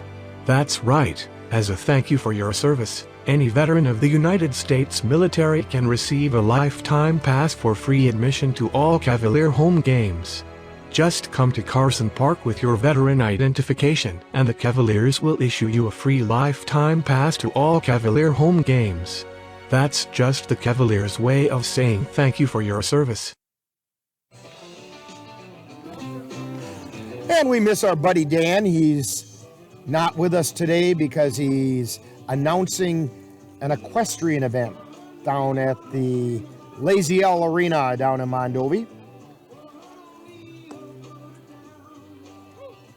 He said he tried really hard to find somebody to do that job and so he could be here for this game. He said it's funny, it's like everybody left Mondovi and Durand, and they kind of left him all alone. So he was kind of stuck between a rock and a hard place, and I said, well, go ahead and do it. Cassie and Ann will keep me in line.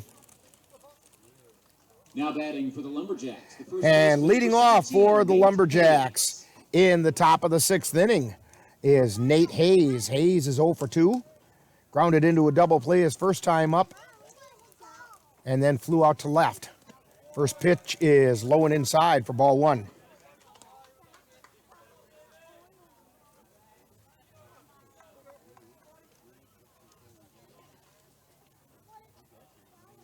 Here's the wind in the pitch. It's a chopper out to short. Vance fires over to first, and they get the put out. So he grounds out 6-3. That's going to bring up Jimmy Schemenauer, the right fielder.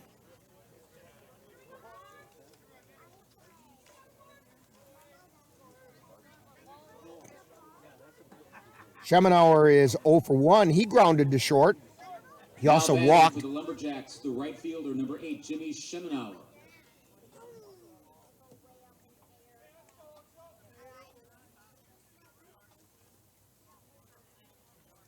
Vance winds and fires. Strike called at the letters.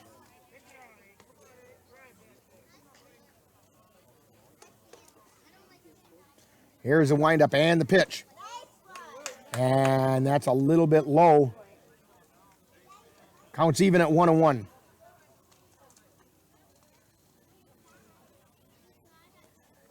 Wind in the pitch is chopped down the third baseline, foul.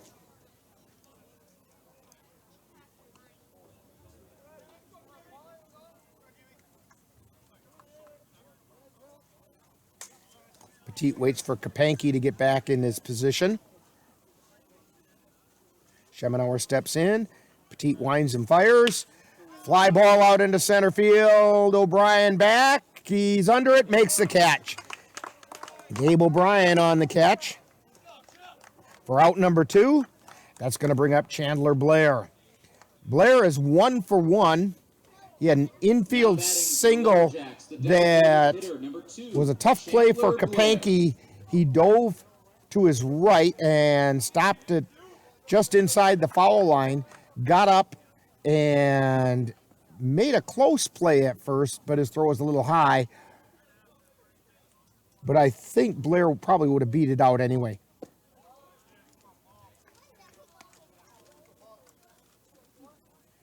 First pitch is low for a ball. Here's the wind and the pitch, swing and a miss. He got a piece of it, but Leckman hung on. 1 ball, 1 strike.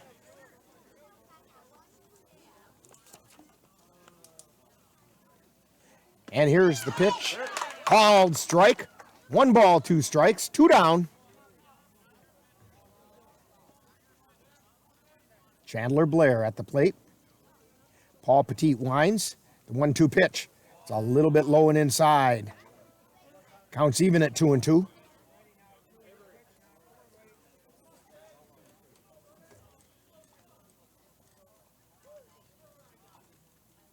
Here's the wind and the fire. Fouled off. And again, Dan's lucky he didn't have his truck parked over there like he did when we did the Tilden Tigers doubleheader from here. That one could have been another dent in his truck. Here's the wind and the fire. A liner out into center field for a base hit. Gabe O'Brien hustles over, picks it up, and gets it back into the infield, holding Chandler Blair to a single. That's going to bring up Matt Martineau, who's 0 for 2. Now batting for the Lumberjacks. He grounded into a fielder's choice his first time up and popped out to second base his last time up. 2 down. Chandler Blair on first. And the pitch is high for ball 1.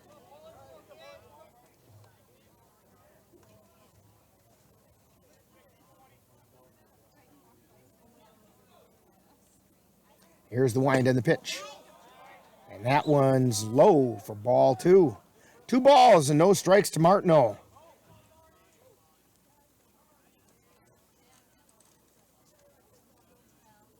.88 pitches for Petit. Here's the pitch. And they called that a ball.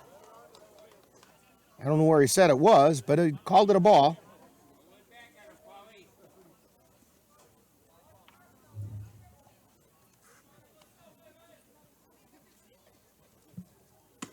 And the pitch catches the inside corner.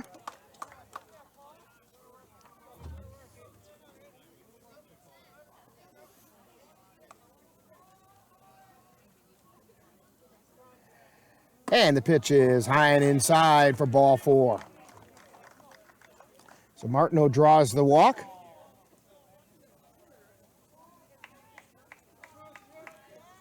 That's the 4th walk given up by Petit. Dawson Mathwig, the center fielder, comes up. He's 0 for 2. Popped out twice. Once was a foul to Timon behind the plate. And the other one was out to Leckvin. He likes popping it up to the guy's name Cole.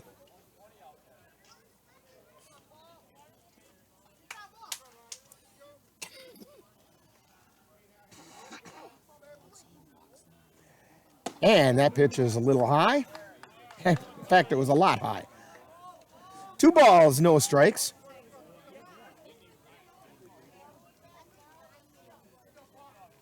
Two down.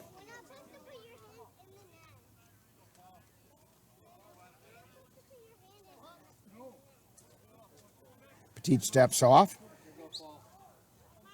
And Chandler Blair scurries back to second. Now he takes his lead. Petit fires. It's high. 3 balls and no strikes. Lumberjacks forming a threat here.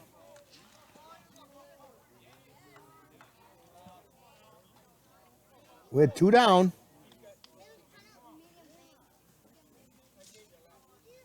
Here's the pitch. That's a called strike over the outside corner.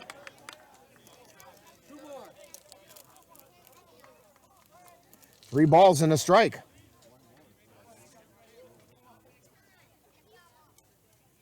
The 3-1 pitch. Ball 4, the bases are loaded. Cole Timon going to take a trip out to the mound and have a talk with his pitcher.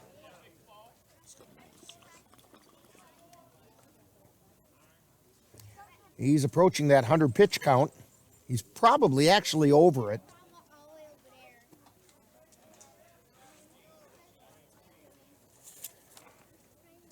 Hey, don't forget NLWN-TV and the Northern Light Webcasting Network are going to bring you the Wisconsin Baseball Association District Pool Play action on Friday, August 13th when the Cavaliers take on the Brill Millers from Carson Park. The In the Dugout show will get things started at 6:40 p.m. on both NLWN-TV and the Northern Light Webcasting Network. First pitch is a called strike to Trevor France, who's 0 for 1. He's struck out looking and walked.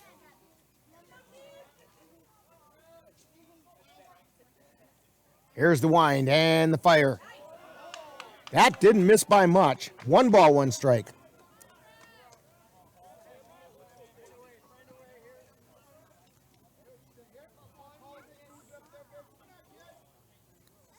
Here's the wind and the pitch. Swing and a miss, strike 2.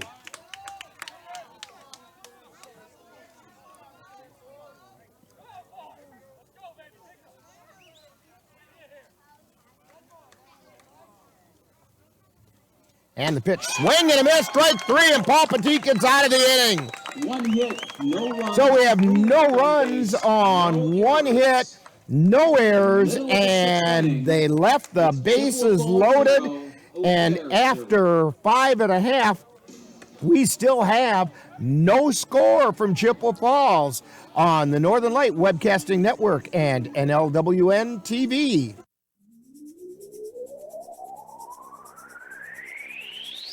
You're tuned to the Northern Light Webcasting Network and NLWN-TV. We use advertising revenue to make this service available to you. If you have a business and would like to get your message out to our ever-increasing audience, give us a call at 715-563-1749. We'll be happy to discuss our budget-friendly advertising packages with you. Get your business noticed on the Northern Light Webcasting Network and NLWN-TV by calling 715-563-1749.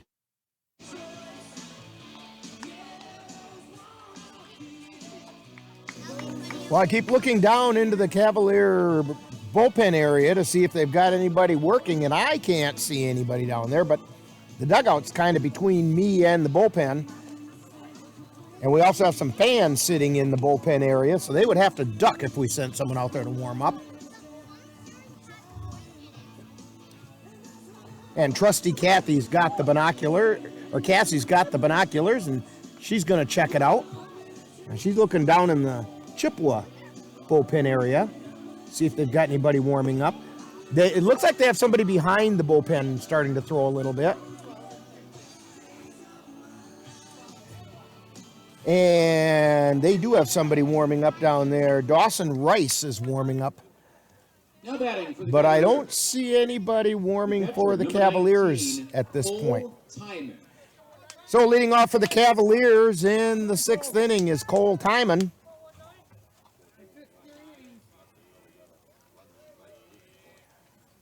Spindler's wind and fire is fouled back.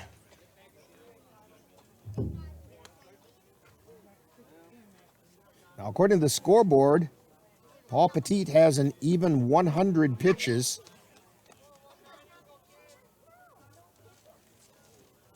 Here's the wind and the fire. Strike called. No balls and 2 strikes to Timon. He's 0 for 2.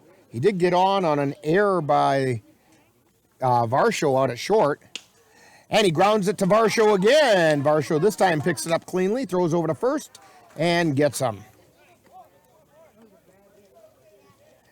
That's going to bring up Cooper Kapanke. Kapanke is 1 for 2.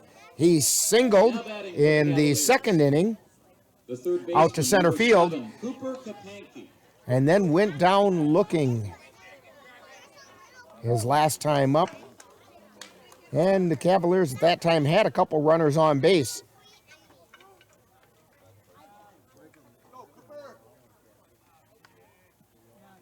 So here's the first pitch to Kapanke, is high for a ball. To throw one high to Kapanke, you almost need airline clearance. I'm not saying Kapanke's tall or anything. Here's the next pitch. High fly ball out into left center field. Well, shallow left center field. Back to get it is Varsho, and he makes the catch. That was much higher than it was long. So with 2 down, that brings up Xavier Bemninster. Now batting for the He's 0 for Cavaliers. 1, The right fielder, grounded to number short 3, his last Xavier time up. Bennister. He's also hit by a pitch. Here's the first pitch. It's high for a ball. 1 ball, no strikes.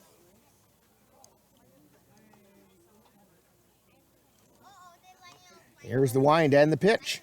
Swing and a miss. Counts even at 1-1.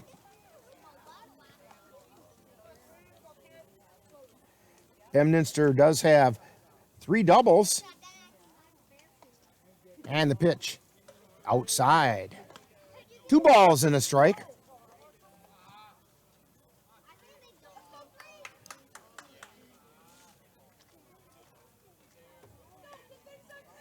It does look like the Cavaliers have some action going on down in the bullpen, but we're looking through so much chain link. Swing and a miss by Bedminster.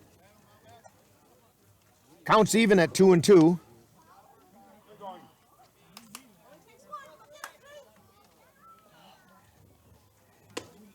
And the pitch is low. Count goes full. Spindler thought he had strike 3.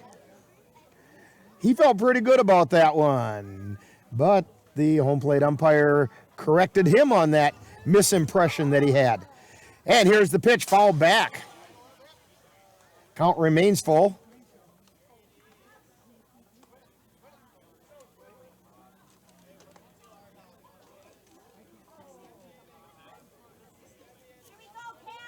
Three balls, 2 strikes to Xavier Bedminster. Here's the wind and the pitch. Ground ball out to short. Varsho with it. Throws over to first. And he did not hang on to the ball. They call him safe. They did make the call correction. The umpire, the first base umpire, didn't see it first. The first baseman, Hayes, didn't hang on to the ball. He dropped it. And Bedminster is on with an error by the first baseman.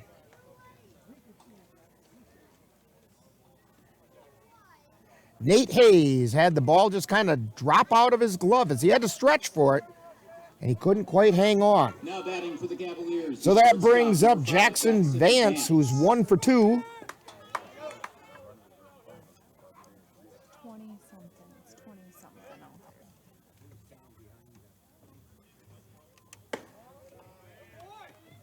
And the first pitch is a ball.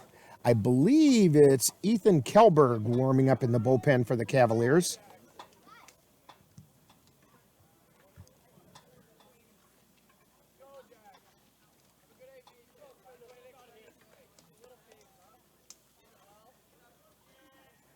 Spindler at the belt.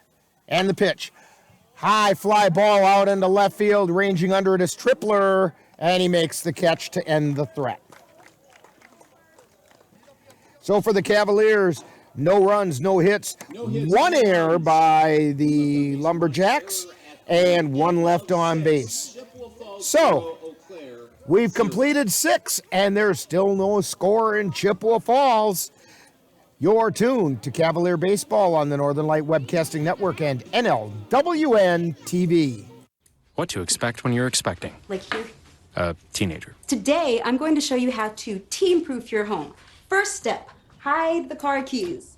Preferably somewhere they would never look. Challenges will come up. Be ready for them. Hi, honey. Ready for them? Mom, you don't use mannequins in the mannequin challenge. You don't have to know it all to be a perfect parent. Thousands of teens in foster care will love you just the same.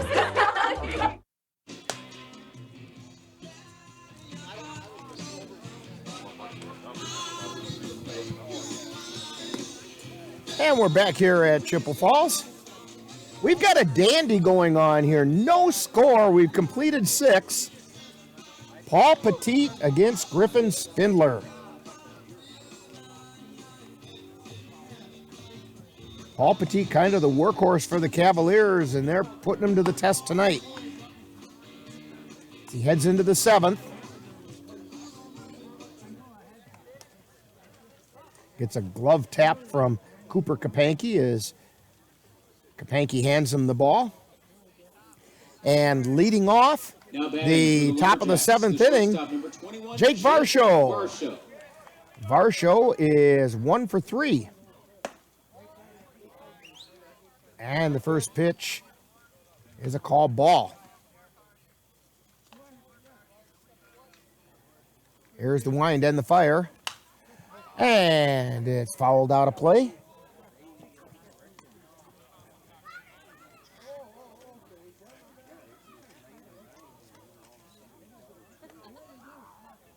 Petit at the belt, and we have time called.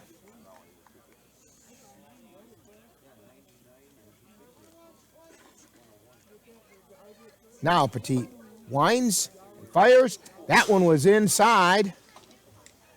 Almost got Varsho that time. 2 balls and a strike.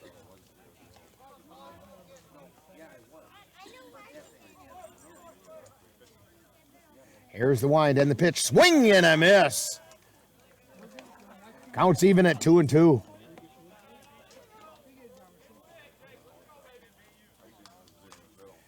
Petit winds and fires. It's high. Counts full.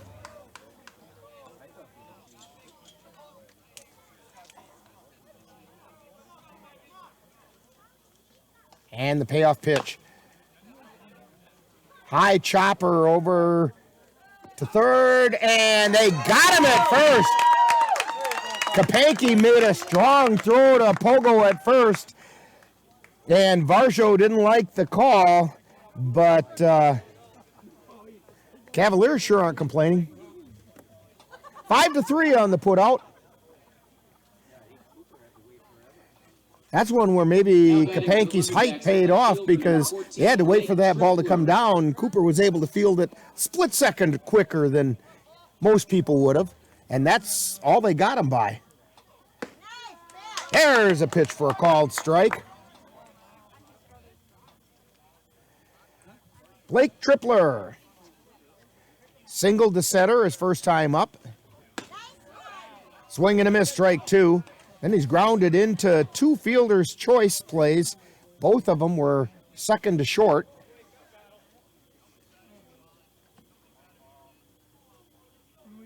No balls, 2 strikes. Petit winds and fires, and it's fouled off of Timon.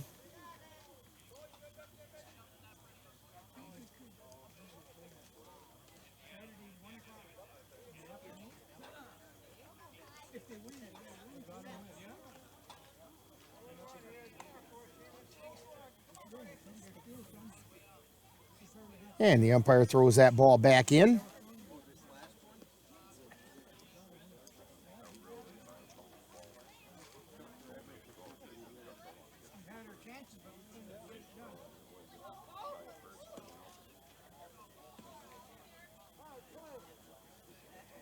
And Petit winds and fires.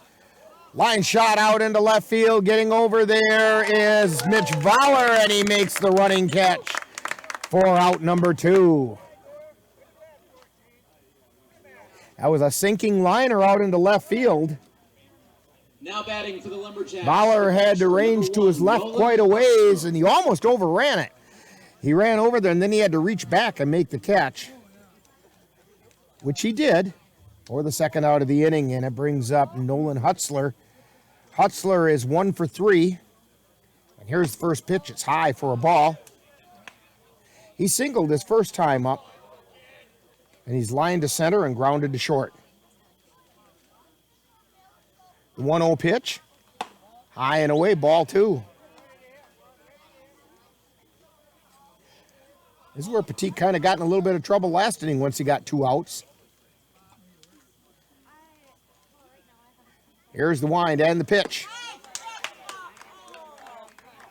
And that was low for a ball. 3-0 to Hutzler.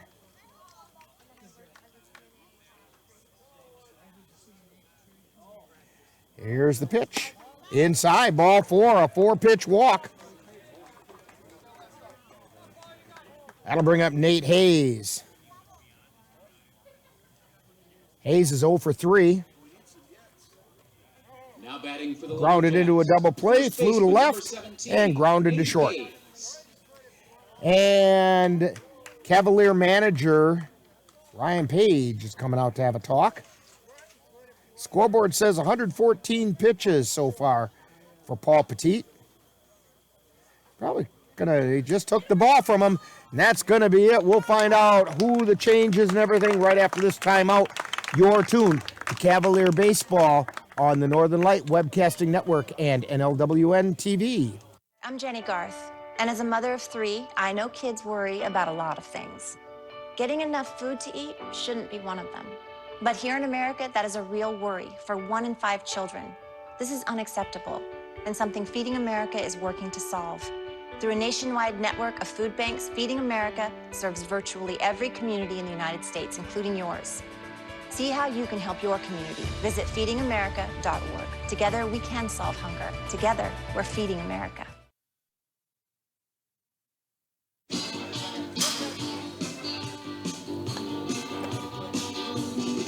So Ethan Kjellberg comes out to pitch for the Cavaliers. Cavaliers primarily use Kjellberg in relief. And I'm looking for his stats, and here we go. He's got a 2-1 record with 3 saves, 3.57 ERA. He's throwing 22 and 2/3 innings. And he's given up 10 runs, 21 hits. 9 of those 10 runs were earned runs. He's walked 9, struck out 7. All right, take that back. He's walked 7, struck out 23. Only, 9 of the 10 runs he's given up were earned runs.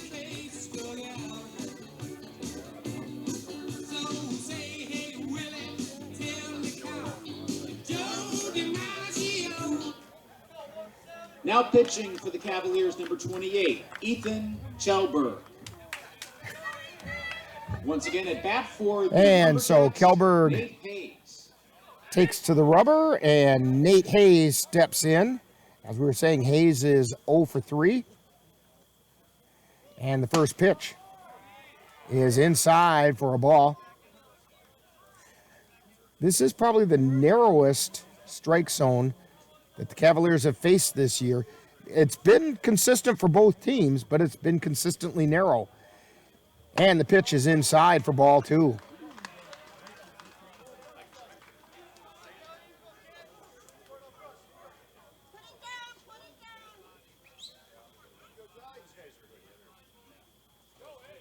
Kjellberg at the belt, takes a look at first, and the pitch. That's a strike called over the inside corner. 2 balls and a strike.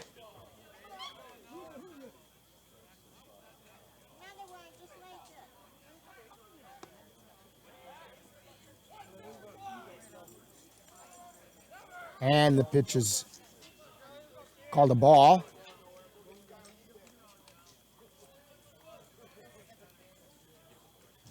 And the pitch is low. Throw it out to first, and he got back in safe. Nolan Hutzler got a little ways away. Throw on the foul ball side of first. So Pogo had to spin to make the tag, and Hutzler, that was just the amount of time Hutzler needed to get back in.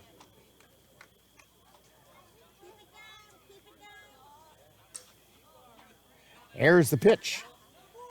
And that's ball 4.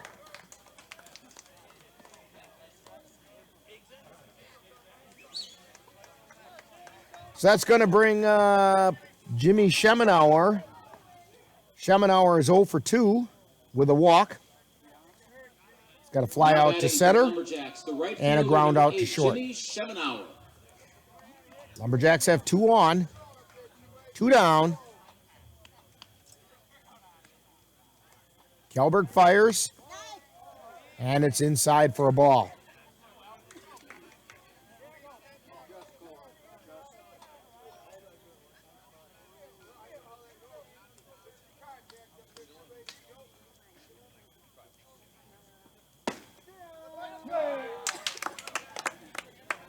That's a called strike. 1 ball and 1 strike.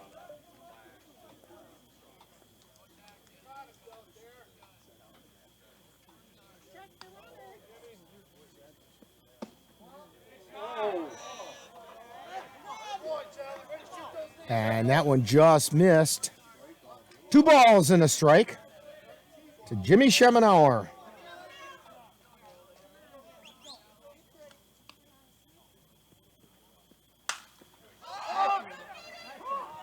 And Leckman back, makes the catch to end the inning.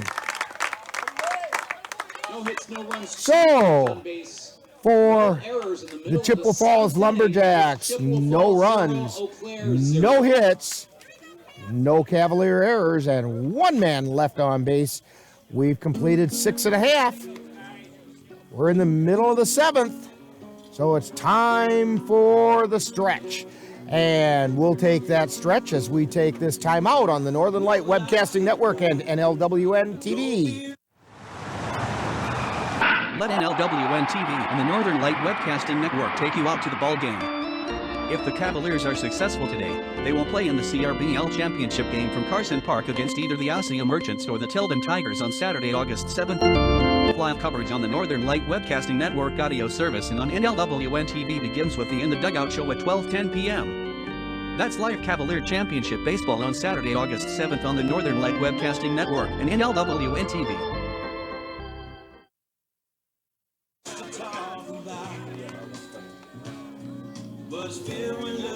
Griffin Spindler still on the mound. Face the Cavaliers in the bottom of the 7th. So far, he's had a pretty good outing of it.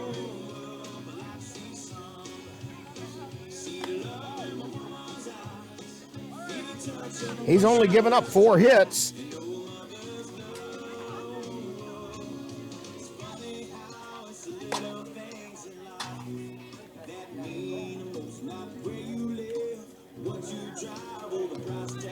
And Ethan Kjellberg is going to be stepping up. Now batting for the Cavaliers, the pitcher, number 28, Ethan Kjellberg.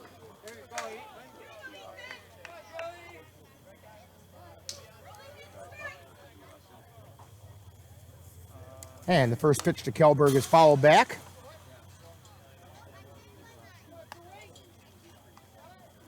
Kjellberg hitting .250 on the season. He's got a double. Here's the pitch. It's inside for a ball.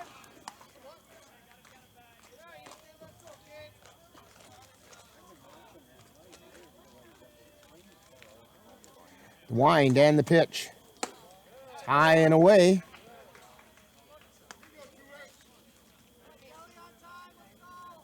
I believe manager Ryan Page was probably hoping that Paul Petit could get through that inning so that he could use a pinch hitter for him in this at bat, because he does have some players on the bench. Here's the wind and the pitch. Swing and a miss, strike 2. Counts all even at 2 balls and 2 strikes.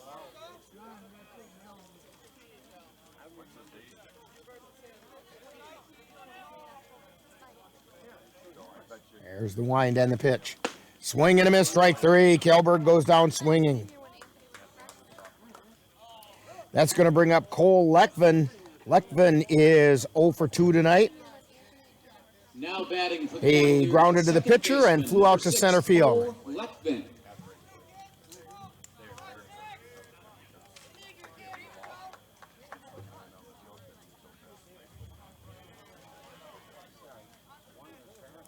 Spindler winds and fires, and the pitch is high. He knew that one got away from him. Scoreboard says 95 pitches so far for Spindler. Here's the pitch. That's low for ball 2. 2 balls, no strikes, 1 down. Cavs had a couple of threats earlier, but they've been pretty quiet lately. Here's the wind and the 2-0 pitch. High pop out into left field. And underneath making the catch is Tripler for out number 2.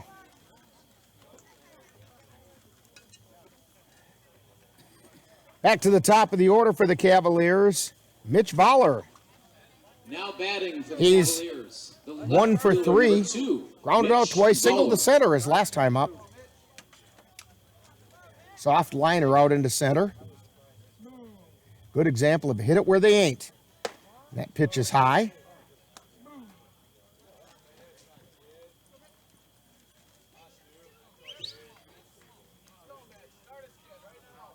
Here's the wind and the pitch.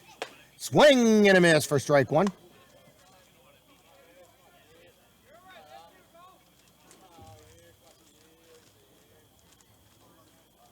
One pitch. Swing and a miss, strike two.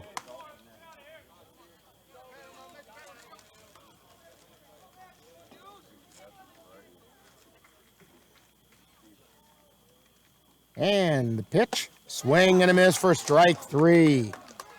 So Voller goes down on strikes, and for the Cavaliers, no runs, no hits, no errors. Nobody left on base. We've completed 7. Still no score from Chippewa Falls on the Northern Light Webcasting Network and NLWN-TV. Honey, what I think you need is a socket wrench. I played JV basketball. I'm sorry. I don't think it looks right. This is good, and it's all good, baby. Is it really all good?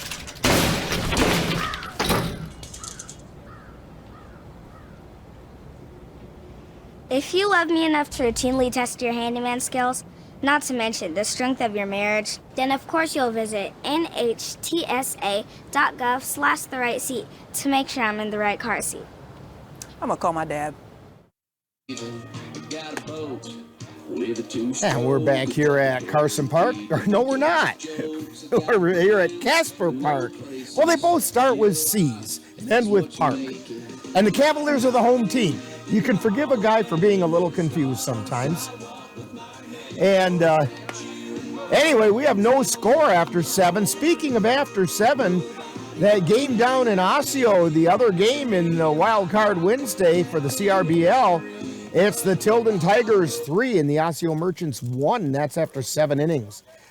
Winner of that game, winner of this game, will meet on Saturday for the CRBL Championship.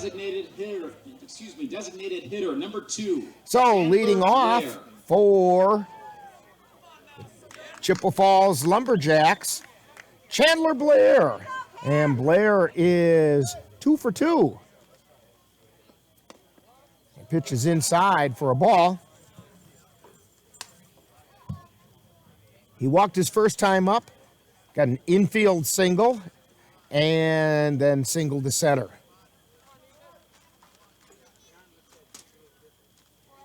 And the 1-0 pitch. Strike called over the outside corner. Giving you the final numbers on Paul Petit, he threw 6 2/3 innings, gave up 5 hits, no runs, and he struck out 2. And I believe he walked 6.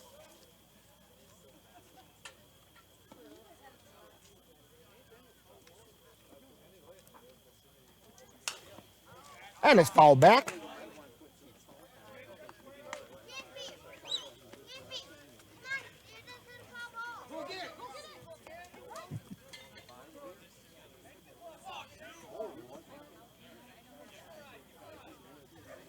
Wind and the 2-2 pitch.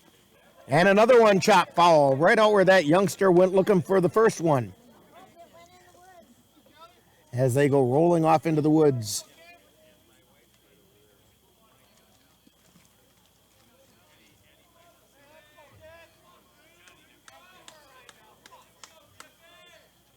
And here's the pitch.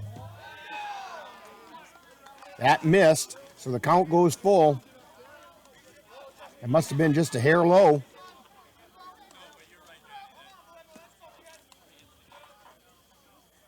And the payoff pitch. Called strike 3. Chandler Blair thought he had a walk, and the umpire corrected him of that misimpression. And Blair goes down looking. That's going to bring up Matt Martineau. And Martineau is 0 for 2. Grounded into a fielder's choice, popped to second. And he also walked his last time up.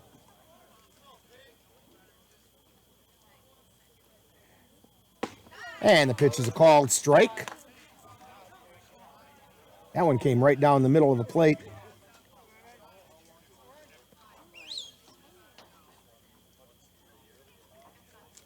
Kelberg fires, and there's a soft liner out into right field. Picked up out there by Bemninster and back into the infield, but it's a single for Martineau. That brings up Dawson Mathwig, and Mathwig is 0 for 2. Lumberjacks, the center fielder, number 5, Dawson. Popped to Timon behind the plate, and then popped out to Lechvin at second. Then he's also walked. Runner at first, one down, and the first pitch is high for a ball.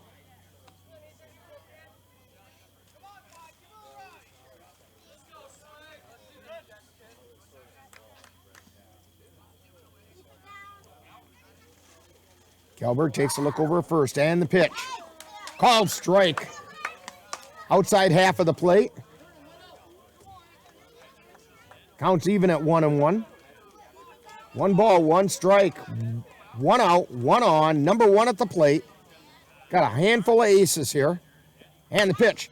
Ground ball, and that's through into left field. It found the empty spot between Kapanke and Vance and got out into left field. So 2 runners on as Martineau checked in at second. It's going to bring up Trevor Franz. Franz is 0 for 2, struck out twice. He's also walked once.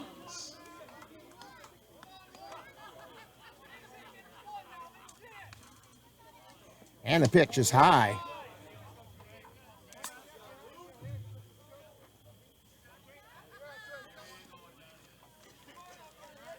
You know, Ann and Cassie, something we haven't had to deal with very much before are the mosquitoes, and they're starting to find their way around us.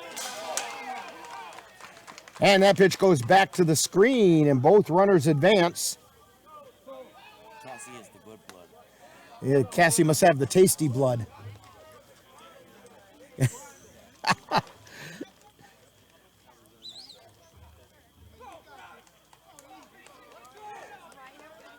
Well, I'll tell you this much, Ann. That's good for us because she's keeping them away from us. Right. Sometimes the case have old blood. She's our mosquito catcher. And the pitch is high. Ball 3, 3-0.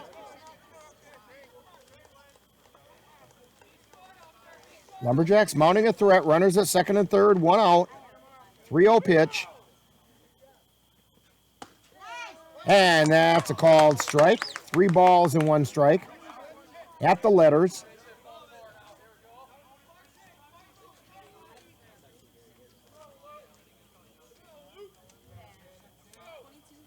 And here's the pitch. And a called strike, and the count goes full. That one was at the letters on the outside corner.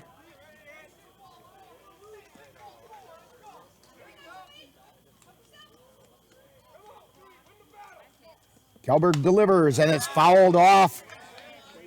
And Franz definitely swung its ball 4 there. He fouled it off the right side. Kelberg looks in for the sign, takes a look over at third. And the payoff pitch. Liner out into right field, making the catch is O'Brien. Here's a throw to the plate. It's not going to be there. And a sacrifice fly by Trevor Franz. In the 8th inning, and the Lumberjacks take the first lead. 1-0.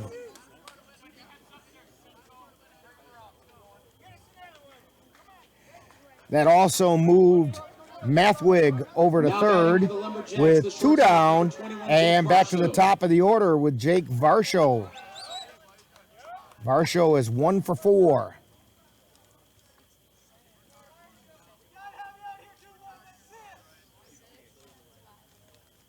There's the wind and the pitch. Fouled out of play on the left side.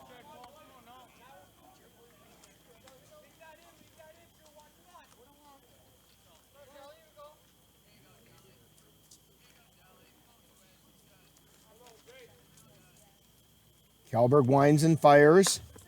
And a strike called. That one went right down the middle of Water Street. Of course, we're in Chippewa Falls, so going down the middle of Water Street has a whole different meaning here. Swing and a miss for strike 3. So Varsho goes down swinging, but a little bit of damage was done for the Chippewa Falls Lumberjacks. They picked up 1 run on 2 hits, no Cavalier errors, and 1 left on base. We've completed 7.5, and it's the Chippewa Falls Lumberjacks 1 and the Cavaliers nothing. You're tuned to Cavalier Baseball on the Northern Light Webcasting Network and NLWN-TV. Honey, what I think you need is a socket wrench. I played JV basketball. I'm sorry. I don't think it looks right. This is good, and it's all good, baby. Is it really all good?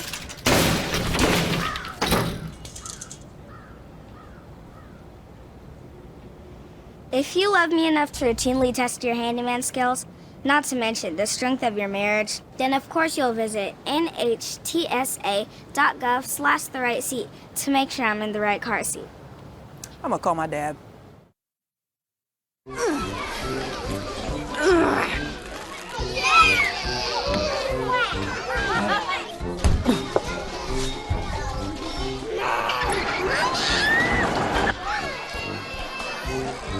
If you love them enough to crawl into a play place to get them to come down, then surely you'll check nhtsa.gov/the-right-seat to make sure they're in the right car seat.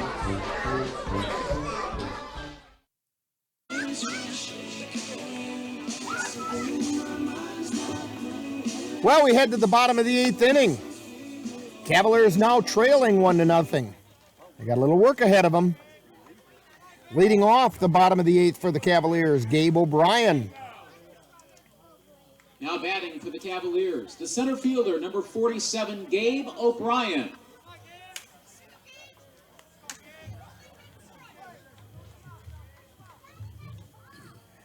Here's the wind and the pitch. Outside for a ball. Griffin Spindler still on the mound.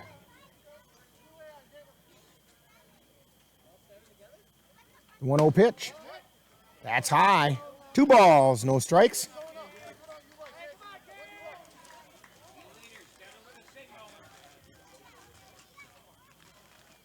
And the pitch. Liner out into left field. Could be trouble. Falls down. And on first is Gabe O'Brien with a single out to left field. That's going to bring up Anthony Pogodzinski. Now batting. Pogo is 1 for 3.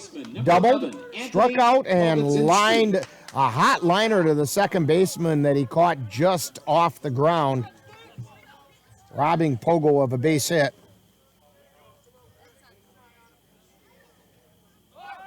Pogo squares to bunt. It's into fair territory, and it can't be handled.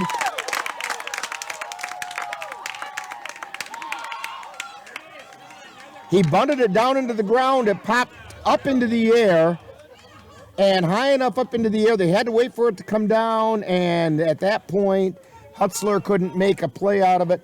So Pogo is going to get an infield hit. And it moves O'Brien over to second. Brings up Cole Timon. Tying run at second now in scoring position with nobody out.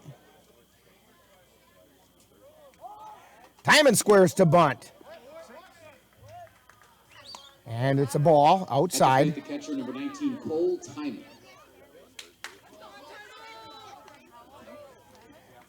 Timon 0 for 3. He did get on via an error by the shortstop.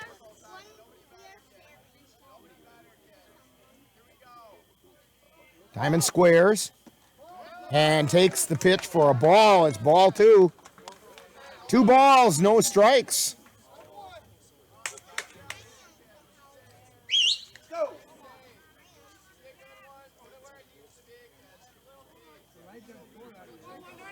Hayes playing in on the infield grass.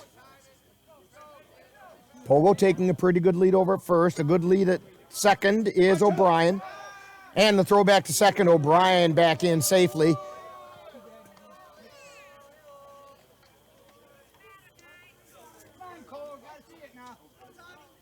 The throw almost got away from Varsho.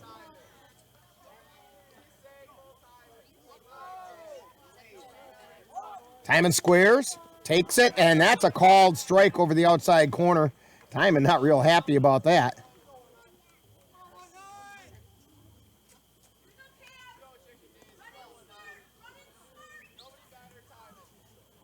Two balls, one strike.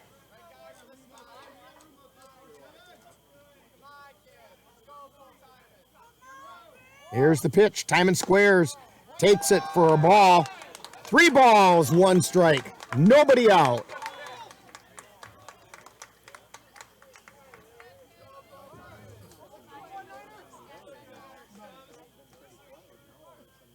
Spindler's only walked 1. Checks the runner at second. And the 3-1 pitch. Timon squares. Pops a butt up. And everybody had to retreat back to the base they came from. Timon's not happy with that. He popped out to the pitcher. Now batting for the Cavaliers. And that's going to bring up Cooper Kapanke. Kapanke is 1 for 3. He singled his first time up, got called out on strikes, and then popped out to the shortstop. 1 down. Cavs need Kapanke to just be a hitter right now. He came into the game hitting .369. They don't need a lot of power. They just need a good, solid base hit. Here's the pitch. Check swing. They say he went for a strike.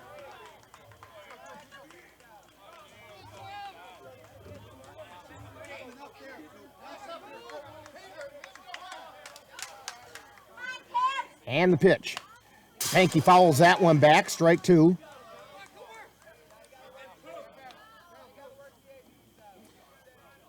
On deck is Xavier Bemninster.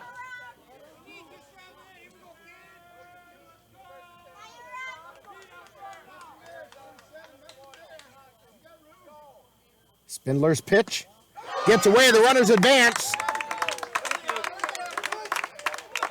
So that means we have O'Brien on third. Pogodzinski is now on second.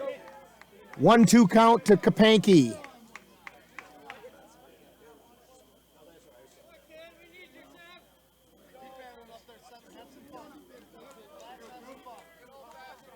And he steps back in.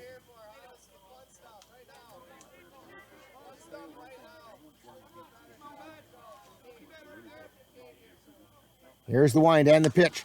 Foul back out of play.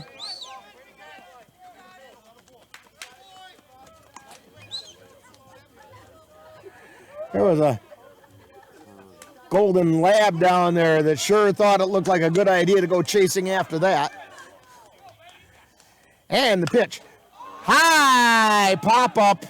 Shallow. Moving over. In trouble. Drops the ball. Here comes the tying run to the plate. And Kapanke is safe at first.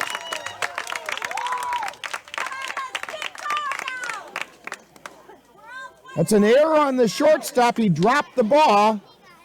Pogo could not advance, but in to score is Gabe O'Brien. Now batting for the So the Cavaliers have tied it up at 1-1. That brings up Xavier Bemninster with 2 down. 2 runners are, check that, only 1 down. 1 down, runners at first and second. And the pitch is inside for a ball.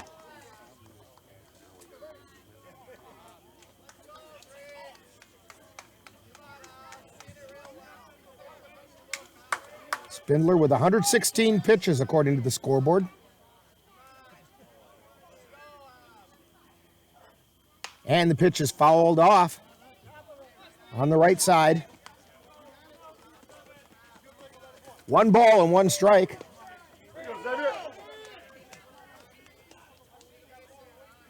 Boy, oh boy, the fans that came for this one are getting a dandy tonight. Here's the pitch. It's high for a ball. 2 balls and 1 strike.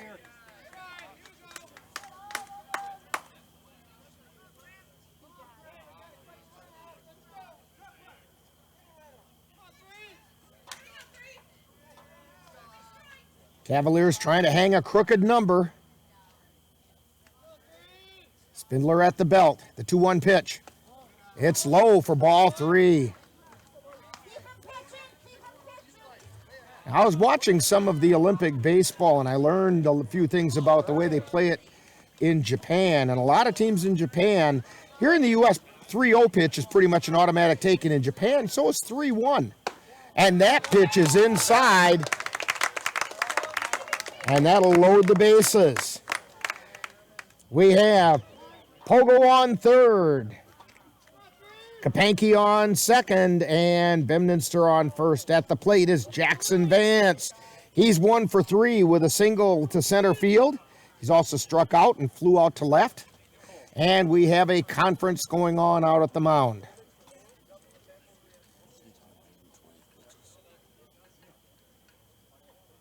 He's up to 120 pitches.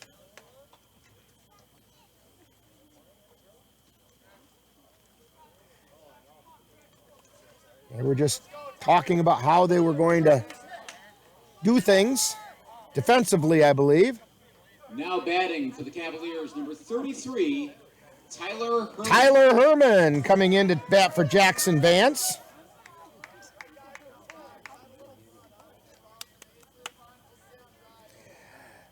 And the first pitch lined out into center field, and it falls in for a base hit. Pogo comes in to score. Rounding third, coming to the plate. And out at the plate is Kapanke.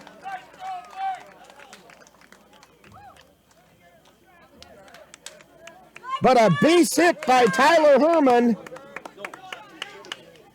scores Pogo. And Kapanke was out at the plate. For the second out of the inning, we have runners at first and second, Bemninster at second, Herman at first, and Ethan Kelberg steps up. Number 28, Ethan Kelberg. But there's the crooked number the Cavs were looking to put up. And the pitch.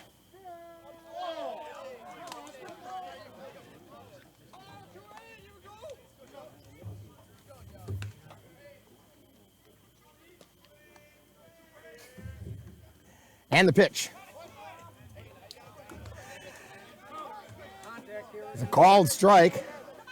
0-2. Kelberg struck out his last time up.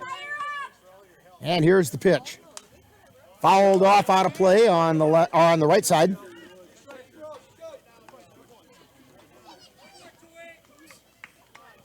These two teams battling for a spot in the CRBL championship game. Here's the pitch. Fouled off on the right side again.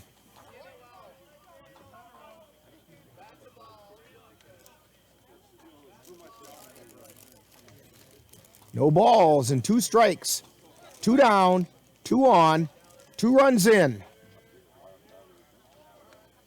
Here's the wind and the pitch. Swing and a miss for strike 3. So Kelberg goes down swinging. But the Cavaliers pick up 2 runs on 3 hits and 1 Lumberjack error. So after 8, it's the Cavaliers 2 and the Lumberjacks 1. You're tuned to Cavalier Baseball on the Northern Light Webcasting Network and NLWN-TV.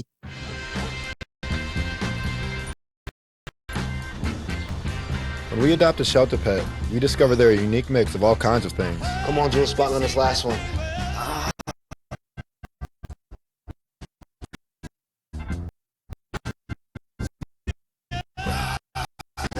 There it is.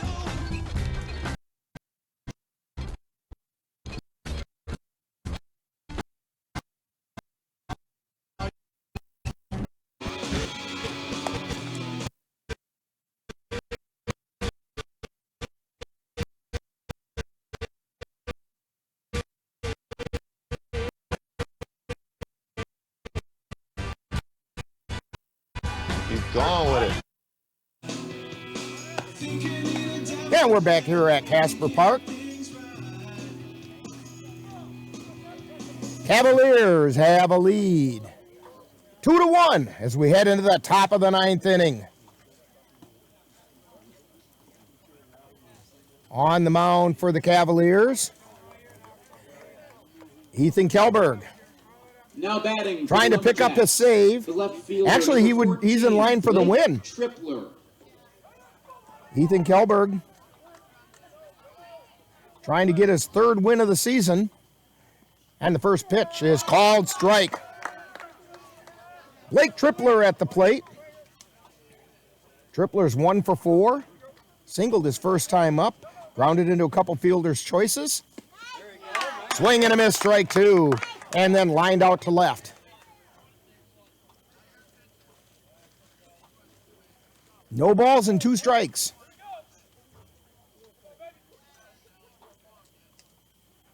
Wind and the pitch. Ground ball to short. Vance can't handle it.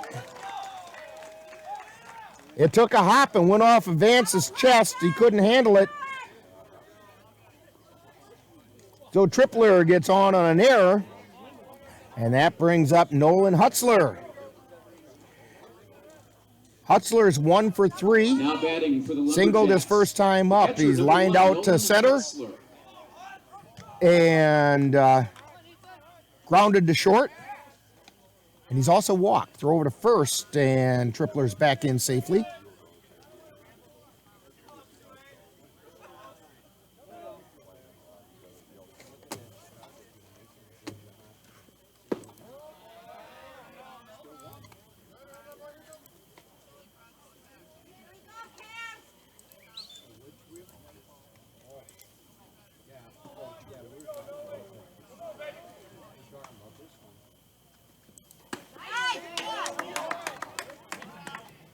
And the pitch, well, the count is 1-1. 1 ball, 1 strike.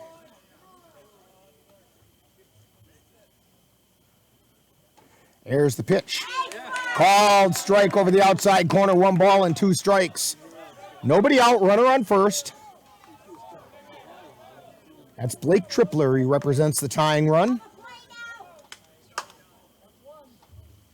And the pitch. Swing and a miss for strike 3.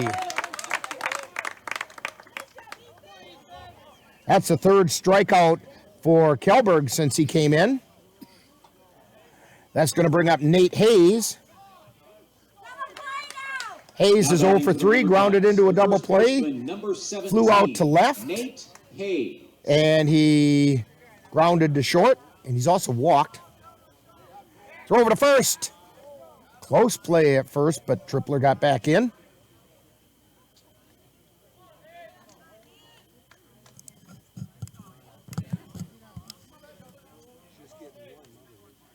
Here's the first pitch. It's called strike over the inside corner at the letters. Hayes didn't like that call very much. No balls, 1 strike. Tripler takes his lead. And the pitch, curveball high out and inside. Counts even at 1-1.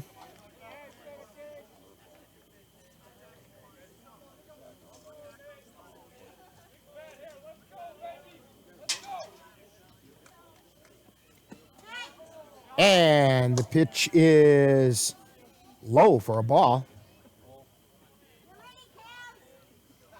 2 balls, 1 strike, 1 out.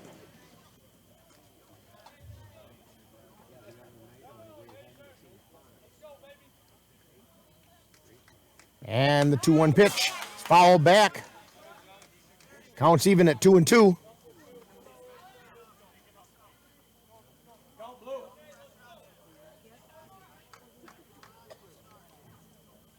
Two balls and 2 strikes to Nate Hayes. Tripler on first, 1 down, top of the 9th. Kjellberg steps off the rubber. And the Chippewa fans want that to be a balk, but he stepped off the rubber first, and you can do that.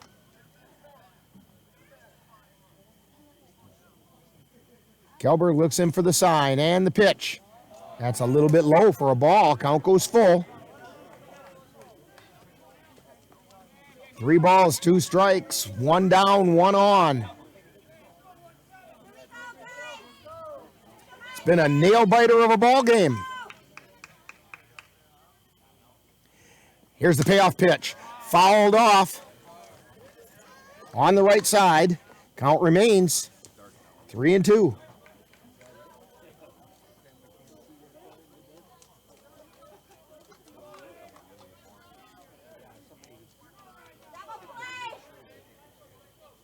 Kjellberg delivers, and he missed it. Ball 4.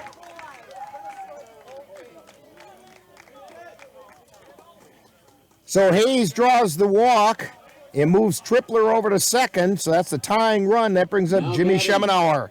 And Schemenauer is 0 for 3. He walked, but then he's also got a ground short and a fly out and a pop.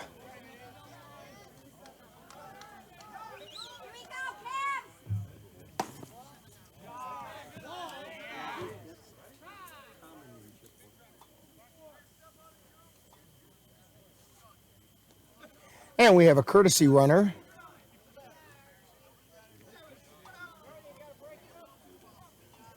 I believe that's the same courtesy runner that came out from before. Jordan Merrill, maybe? And a pop foul down the right field line.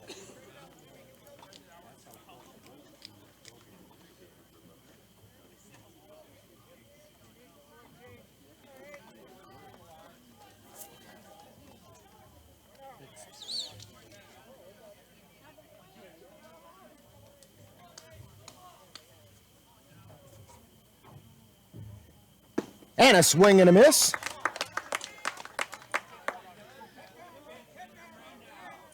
One ball, 2 strikes. 1 down. Tying run at second. And the pitch. It's in the dirt. It gets away. Throw down to third. And he's in safely at third. And the umpire calls time. Throw to Kapanke. He was there to make the tag, but in safely is Tripler. So that puts a tying run at third. The go-ahead run in the person of Nate Hayes is on second. 1 out. And the count's even at 2 balls and 2 strikes to Jimmy Schemenauer. Ethan Kjellberg on the mound. He looks in. Now takes a peek over at third. And the pitch is outside for ball 3.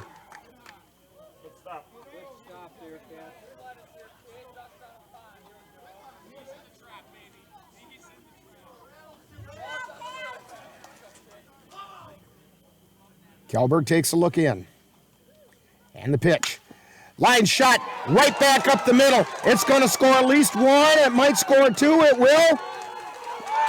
And 2 runs in come in for the Lumberjacks.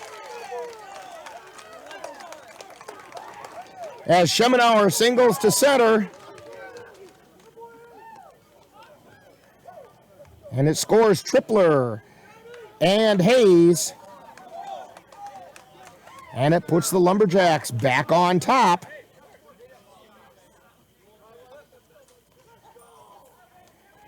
Puts the Lumberjacks back on top by a score of 3-2.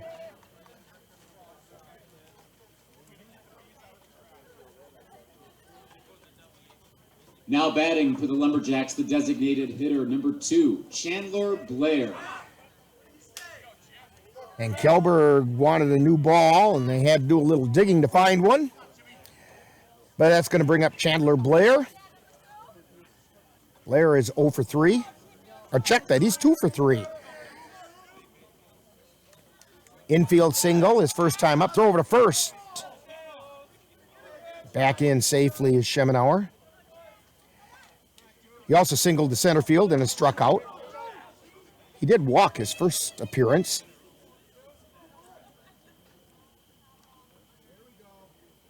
Kjellberg's pitch. Strike called over the inside corner.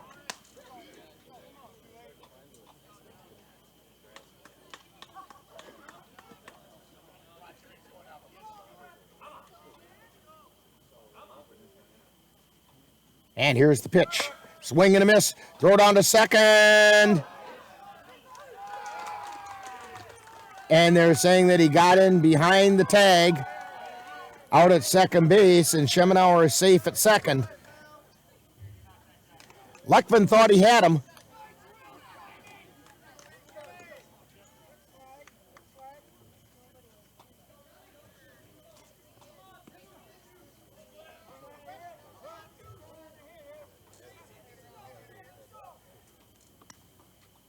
And the pitch is high. 1 ball, 2 strikes, 1 out.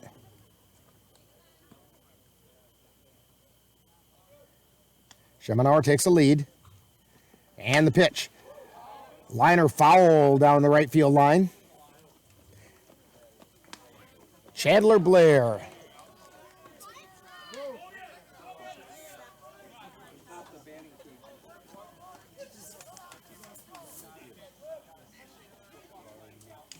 And the pitch. Swing and foul back. Count remains 1-2.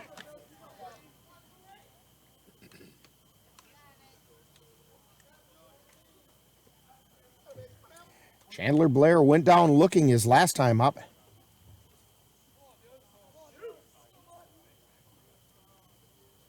Kjellberg wheels and deals. Chopper to Vance at short. Throw over to first. They got him. 6-3 on the put out. And that's going to bring up Matt Martineau, the third baseman. Martineau is 1 for 3. The third baseman, number 11, Matt. He singled to right his last time up and eventually scored the first run of the game. He also grounded into a fielder's choice, popped out to second, and walked. Here's the wind and the pitch. It's high for a ball. Lumberjacks on top, 3-2. We're in the top of the 9th. Here's the pitch. Strike called. Cavaliers have the number 9 hitter and then the top of the order coming up in the bottom of the 9th. Pop foul out of play.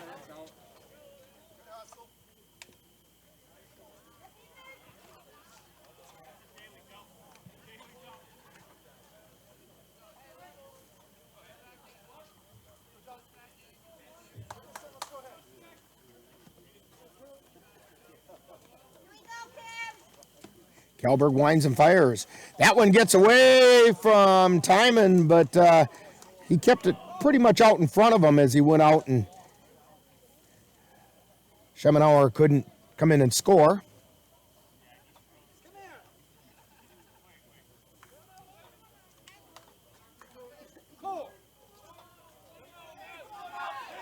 Two balls, 2 strikes.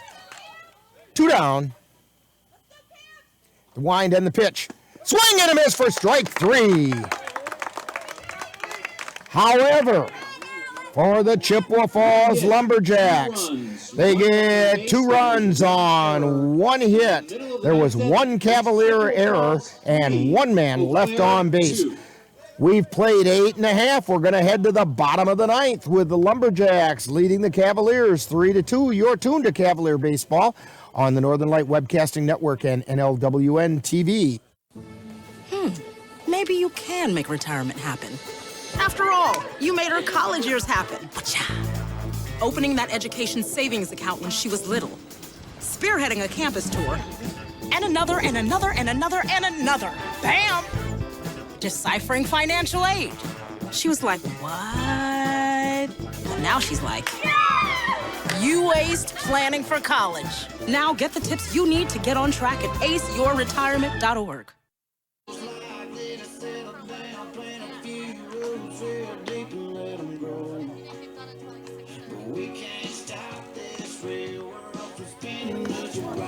Okay, we go to the bottom of the 9th.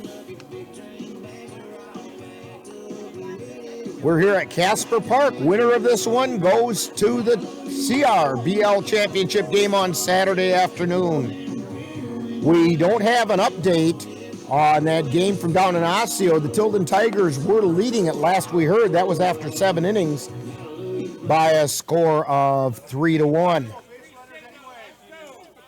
Now batting for the Cavaliers, the second baseman, number 6, Cole Lekvin. Leading off for the Cavs, Cole Lekvin. Lekvin's 0 for 3.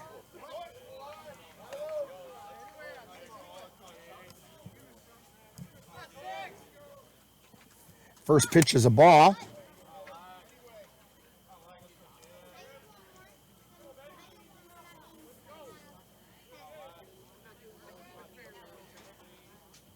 Cavs need a base runner. Here's the pitch. Lekvin fouls it straight back out of play.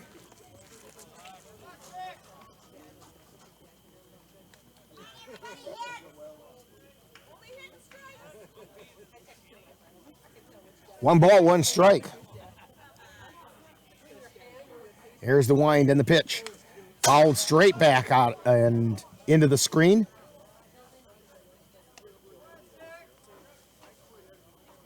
Lekvin 0 for 3. Grounded to the pitcher, flew out to center field, flew out to left field. How about flying one out of the field? That would be great. Here's a fly ball to right. Coming in to make the play is Schemenauer. Well, at least he spread the love.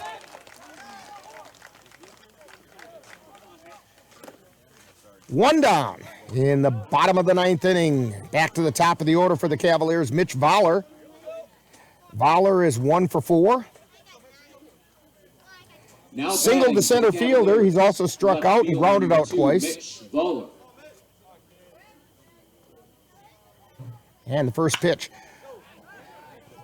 Long shot to deep left field. Way back, it's off the fence. Voller is going to check into second base with a double.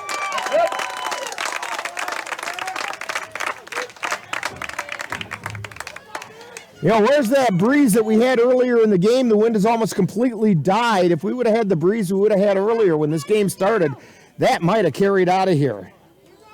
Now batting for the Cavaliers. So the tying run is on second. O'Brien. That brings up Gabe O'Brien, and O'Brien is 1 for 3. He singled to left his last time up. Here's the pitch. It's inside for a ball.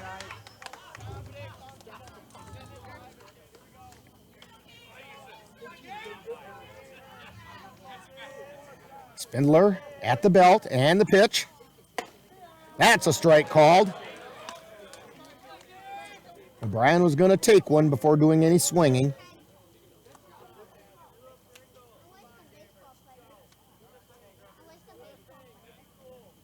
Voller at second. High fly ball out at center field. Mathwig back, and he makes the catch. And advancing is Voller. But there's 2 down, and it brings up Anthony Pogodzinski.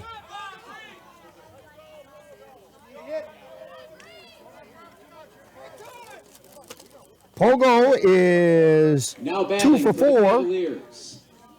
He doubled. Also had an infield hit. Anthony Pogodzinski. Struck out and lined out to second. Here's the pitch. High and away for a ball. And a little barking from the Chippewa Falls dugout that the umpire didn't like too much. Here's the pitch. Pogo swings at a high fastball. Foul tipped it. 1 ball, 1 strike. Here's the wind and the 1-1 pitch. And that one hit him. So Pogo's on first. And it's going to bring up Cole Timon. Timon is 0 for 4. His last time up, he was trying really hard to bunt a couple people over. Now batting And popped it straight up in the air. Catcher number 19, Cole And Timon. Spindler was able to come in and make the catch, and nobody could advance.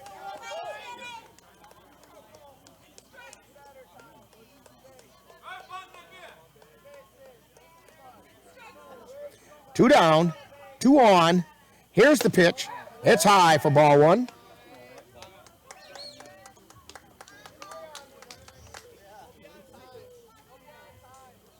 Cavaliers need to put a run across.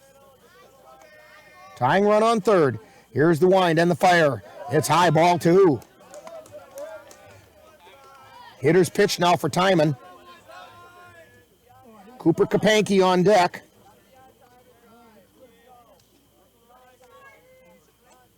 Here's the wind and the pitch. And a strike called at the letters.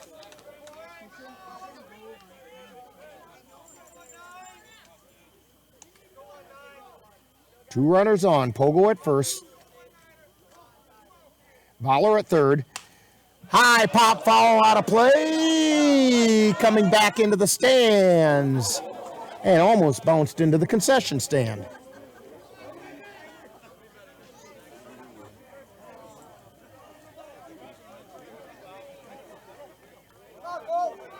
Two balls, 2 strikes. 2 down, 2 on. Cavaliers down to their last strike. Timon steps in. Spindler at the belt. Here's the pitch.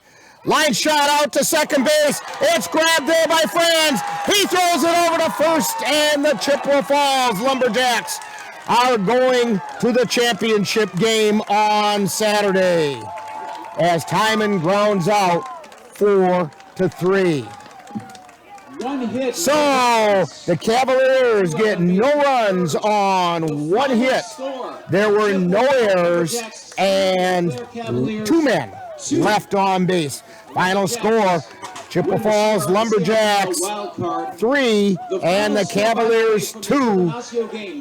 And we'll be back to talk a little bit of baseball after this timeout. You've been tuned to Cavalier Baseball on the Northern Light Webcasting Network and NLWN-TV.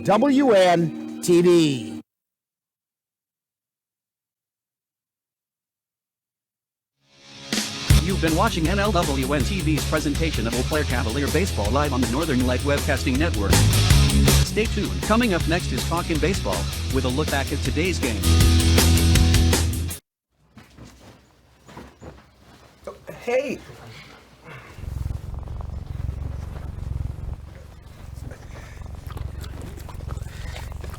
Okay. If you love me enough to tolerate my perfect little pets and all their glorious dander,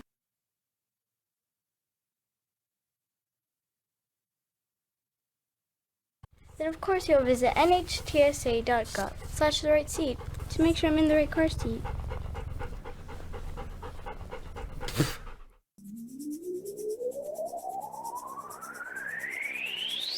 You're tuned to the Northern Light Webcasting Network and NLWN-TV. We use advertising revenue to make this service available to you. If you have a business and would like to get your message out to our ever-increasing audience, give us a call at 715-563-1749. We'll be happy to discuss our budget-friendly advertising packages with you. Get your business noticed on the Northern Light Webcasting Network and NLWN-TV by calling 715-563-1749.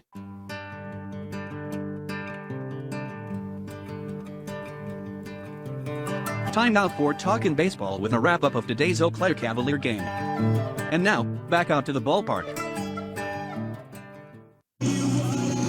And we're back here at Casper Park in Chippewa Falls. Wild Card Wednesday goes to the Chippewa Falls Lumberjacks by a score of 3-2. And the Lumberjacks will advance to the CRBL championship game on Saturday.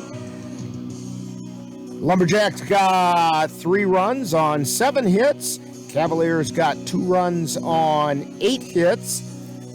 The winning pitcher, Griffin Spindler, and the loser was Ethan Kelberg. That's Kelberg's 2nd loss of the season. He has a 2-2 record now. We're waiting for Ryan Page. He's still having a chat with the Cavaliers over by the third base dugout there. letting them know that they've got a little bit more baseball to play. The Cavaliers had some opportunities here at the end of the game. In the 8th inning, they put a couple runs across, and they had other runners on, but just couldn't score any more other than the 2 that they got. And then we also had in the 9th inning, then the Cavaliers got a runner, Mitch Voller, all the way over to third base and got Pogo on first and just couldn't plate the runner. I'll tell you what, we'll have Ryan Page over here right after this timeout on NLWN-TV and the Northern Light Webcasting Network.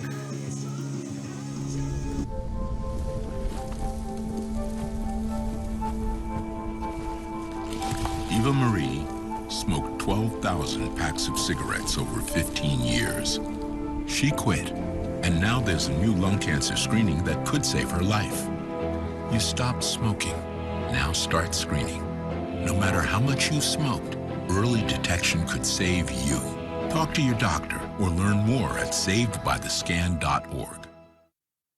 And we're back here at Casper Park, talking a little baseball, and we're talking with Cavalier manager Ryan Page. And well, doggone it, Ryan, it's not a trip to the championship game, but we're not done with baseball. Yeah, that's what we got to look forward to. You know, it's never easy to lose a game like that. Hats off to Chippewa, and I mean they played a hell of a game, and their pitcher threw a dandy against us, and you just got to tip your hats to them and wish them good luck on Saturday. Yeah, and I'll tell you what, from a baseball fan's perspective, this was a pretty darn good baseball game. It had all the excitement. There was on the edge of your seat tension. Just Cavaliers came up on the short end of it. Yeah, it was overall a very well played game by both teams. Definitely in the late innings there, definitely got exciting for the fans. So yeah, overall it was a good game. And you know, you're right. It's kind of hard to go down when you have that runner on third and just can't quite get him across the plate. But you took advantage of some opportunities. The kids never died, and you've got some more baseball to play yet. Yep, and that's what I told the guys. I mean, they haven't died all year, and you know, I'd have the tying run on third there in the last inning. I mean, you're putting yourself in a position to win, so that's what you got to do. So instead of playing Saturday, we play a week from Friday against the Brill Millers in the WBA district play at Carson Park. What do you know about them? Brill's usually pretty scrappy. They're usually pretty quick on the base paths. They usually play pretty good defense. Hopefully we can just jump on their pitching. Well, Ryan, you've had a heck of a great season as your first year at the helm of the Cavaliers, and the CRBL part of that is over, but we've got the WBA ahead of us, and good luck on that one. All right, thank you. And we'll be back with more Talkin' Baseball right after this timeout on the Northern Light Webcasting Network and NLWN-TV. My mother was always very familiar with her neighborhood, but one day she stopped at the stop sign for much longer than usual. And she didn't know whether she should go forward or turn, and she wasn't even really sure where she was at. It was very unsettling for her. I felt so much better after my son told me, "Mom, I don't want you to worry or be afraid. I'll be there for you, and we'll figure it out."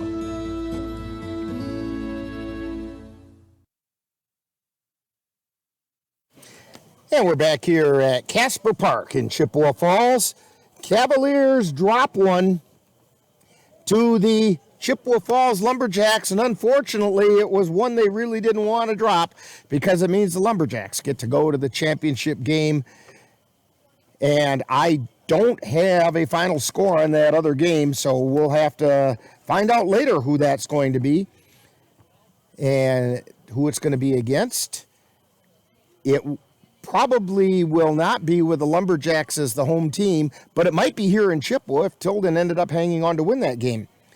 But I want to remind you that NLWN-TV and the Northern Light Webcasting Network will bring you Wisconsin Baseball Association District pool play action on Friday, August 13th, when the Cavaliers take on the Brill Millers from Carson Park. The In the Dugout show gets things started at 6:40 p.m.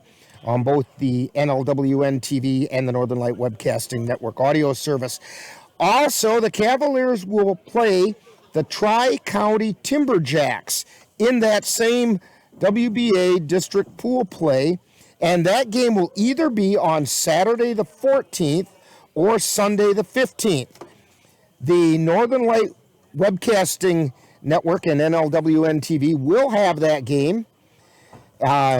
We just don't know which day it's going to be on because it will be determined by the results of the game on Friday the 13th. It's pool play, so they will play.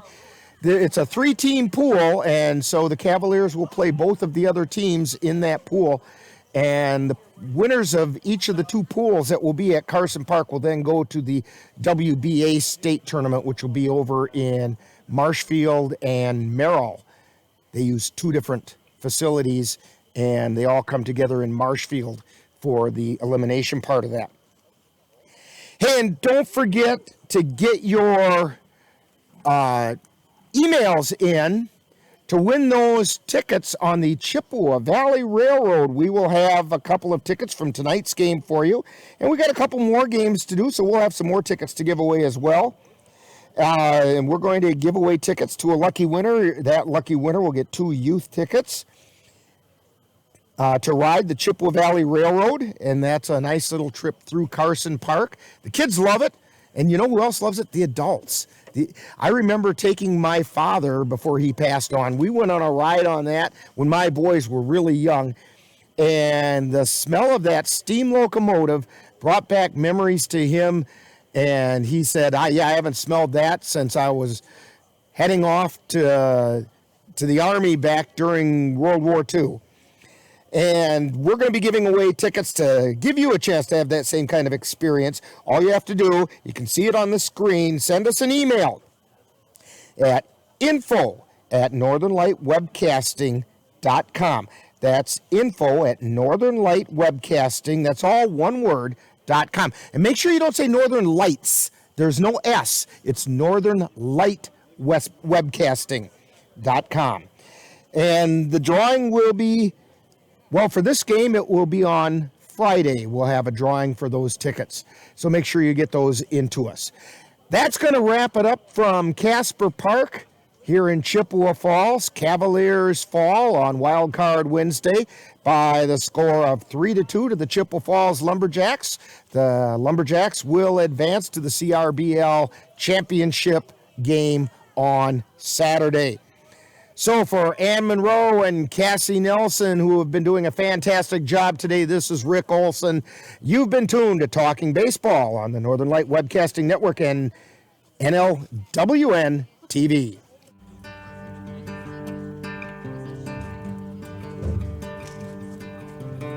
You've been watching Talkin' Baseball, a wrap-up of today's Eau Claire Cavalier game. This has been a production of NLWN-TV.